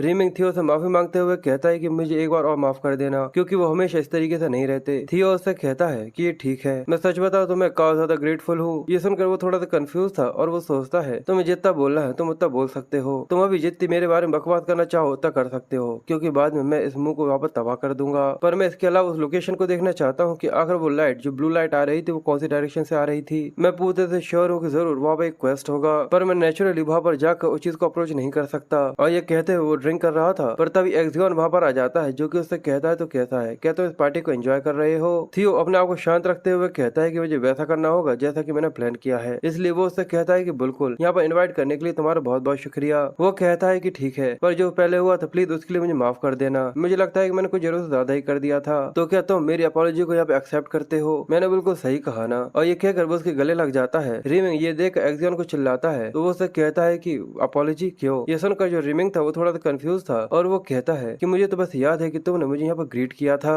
एक्सियन ये सुनने के बाद काफी कंफ्यूज था और वो कहता है कि क्या? और वो हंसते हुए पीठ थपथपाते हुए उससे कहता है कि देखो तो हमारे थियो को, तुम तो काफी ज्यादा मजेदार हो, मैंने सोचा नहीं था कि तुम सच में ऐसे हो सकते हो। तुम तो पिछली बार जब मैंने तुम्हें देखा तो उससे काफी ज्यादा बदल चुके हो, मैं तुम्हें पहले से और भी ज्यादा पसंद करने लगा हूँ। और ये सुनने के बाद वहाँ पर खड़े हुए जो लोग थे वो देखकर एक इवल से स्माइल देना चालू करते हैं और कहते हैं जरा देखो तो जिस तरीके से यहाँ पर मुस्कुरा रहा है और एक्टिंग कर रहा है, ऐसा लगता है कि ये किसी तरीके की एक्सियन की बिच है, एक नाजायज औलाद जिसके पास किसी तरीके की जड़ ना हो, वो किसी नोबल ब्लड लाइन के खिलाफ कुछ कर ही नहीं सकता। ये तो पूरी तरह से सच है, भले ही ये रंगनारे क्यों ना हो, पर जो पूरी डिफरेंट लेवल है वो पूरी तरह से अलग है। और ऐसी और भी कई सारी बातें होती थी जो कि वो लोग वहाँ पर थियो के बारे में उल्टी सीधी लगे हुए थे। पर जो थियो था वो ये सब सुनकर मुस्कुरा रहा था। पर अब जो पानी था वो हद से ऊपर जा चुका था, क्योंकि वो लोग यहाँ पर केवल थियो के अलावा जो रीमिंग था उसके बारे में बातें करना चालू कर देते और उससे कहते कि वो भी तो एक नाजायज है। पर तभी उसका एक साथी था, वो उससे कहता है कि बकवास करना बंद करो, क्या तुम भूल चुके हो कि ये एक फॉरबिडन टॉपिक था। और इसकी वजह से जो रीमिंग था वो पूरा शांत हो जाता है और उसे असल में काफी ज्यादा गुस्सा आ रहा था। इसलिए थियो कहता है कि मैं सोच रहा था कि मैं इसको थोड़े और लंबे समय तक सहूंगा, पर अब ऐसा लगता है कि ऐसा नहीं हो सकता। इसलिए वो एक्सियोन से कहता है कि मुझे लगता है कि मेरे जो नए दोस्त है उन लोगों को भी तो यहाँ पर ग्रीट करना चाहिए। इसलिए वो साइड में जाना चालू कर देता है, जो देखकर वो दोनों ही थोड़े से कंफ्यूज थे। जिसके बाद जो थियो होता है वो साइड में से एक बोतल को उठाता है और वो सामने खड़े हुए एक लड़के की तरफ चेयर करता है। ये देखकर वो उससे कहता है क्या मैंने यहाँ पर तुमसे कुछ गलत कह दिया। पर तभी थियो जो बोतल होती है उसको घुमाकर उसके चेहरे पर जोरदार से मार देता है, जिसकी वजह से उसके चेहरे पर काफी ज्यादा बड़ा धमाका होता है। और ये देखकर वो दोनों ही काफी ज्यादा कंफ्यूज थे और वो बोतल फूट जाती है और उसका चेहरा खून खुआन हो गया था। वो जमीन पर गिर गया था और सभी लोग काफी ज्यादा परेशान हो गए थे। वो लड़का थियो से कहता है कि कमीने, आखिर तुम्हारी मेरे साथ ऐसा कुछ करने की हिम्मत भी कैसे हुई। पर तभी थियो उसके मुंह पर एक जोरदार लात दे मारता है, जिसकी वजह से वो जैसे ही उठ रहा था वो फिर से नीचे गिर जाता है। और वो उसे गाली देते हुए कहता है कि कमीने, मैंने बस तुम्हें यहाँ पर छोटी सी ग्रीटिंग करी है, कि ये इतना ज्यादा दर्द तो नहीं हो रहा। और ये देखने के बाद सभी लोग काफी हैरान थे और कहते कि आखिर यहाँ पर ये क्या हो रहा है। और जो उसकी जो परसेंटेज थी वो 41 पर आ चुकी थी और वो लोग कहते हैं कि ये सच में वही इनविजिबल है। और जो उसकी परसेंटेज है वो फिर से बढ़ने लगी थी और रिंग भी काफी हैरान था और वो कहता है कि ये थियो नहीं है जो कि सच में कुछ ऐसा कुछ काम कर सकता है। रुको, क्या ये उनने मेरे लिए किया है। जिसके बाद थियो आगे बढ़ता है और कहता है कि इसके साथ मुझे लगता है कि मुझे तुम्हें और ज्यादा मेरी वेलकम ग्रीटिंग्स देनी चाहिए। और वो उसके हाथ पर अपने पैर रख देता है और आगे कहता है। जिसके बाद वो आगे बढ़ते हुए कहता है कि मुझे लगता है कि मैंने तुम्हें मेरी वेलकम ग्रीटिंग्स दे दी हैं। फिर वो उसके हाथ पर अपने पैर को रखता है और आगे कहता है कि मुझे ऐसा लगता है कि मुझे तुम्हें अपनी गुड बाय ग्रीटिंग्स भी दे देनी चाहिए। और ये कहकर वो जैसे उसके हाथ को मोड़ना चालू करता है, वो लोग ये देखकर काफी ज्यादा हैरान हो जाते हैं और वो लड़का चिल्लाते हुए कहता है कि रुक जाओ। पर तभी क्रैक की आवाज आती है और जो उसके हाथ की हड्डियां होती हैं वो बीच में से टूट जाती हैं। ये देखने के बाद सभी लोगों की आंखें फटी की फटी रह गई थी और यहाँ तक वो दोनों भी काफी ज्यादा हैरान थे। और जो उसकी परसेंटेज थी वो 58 पर पहुंच चुकी थी और वो लड़का यहाँ पर बेहोश हो गया था।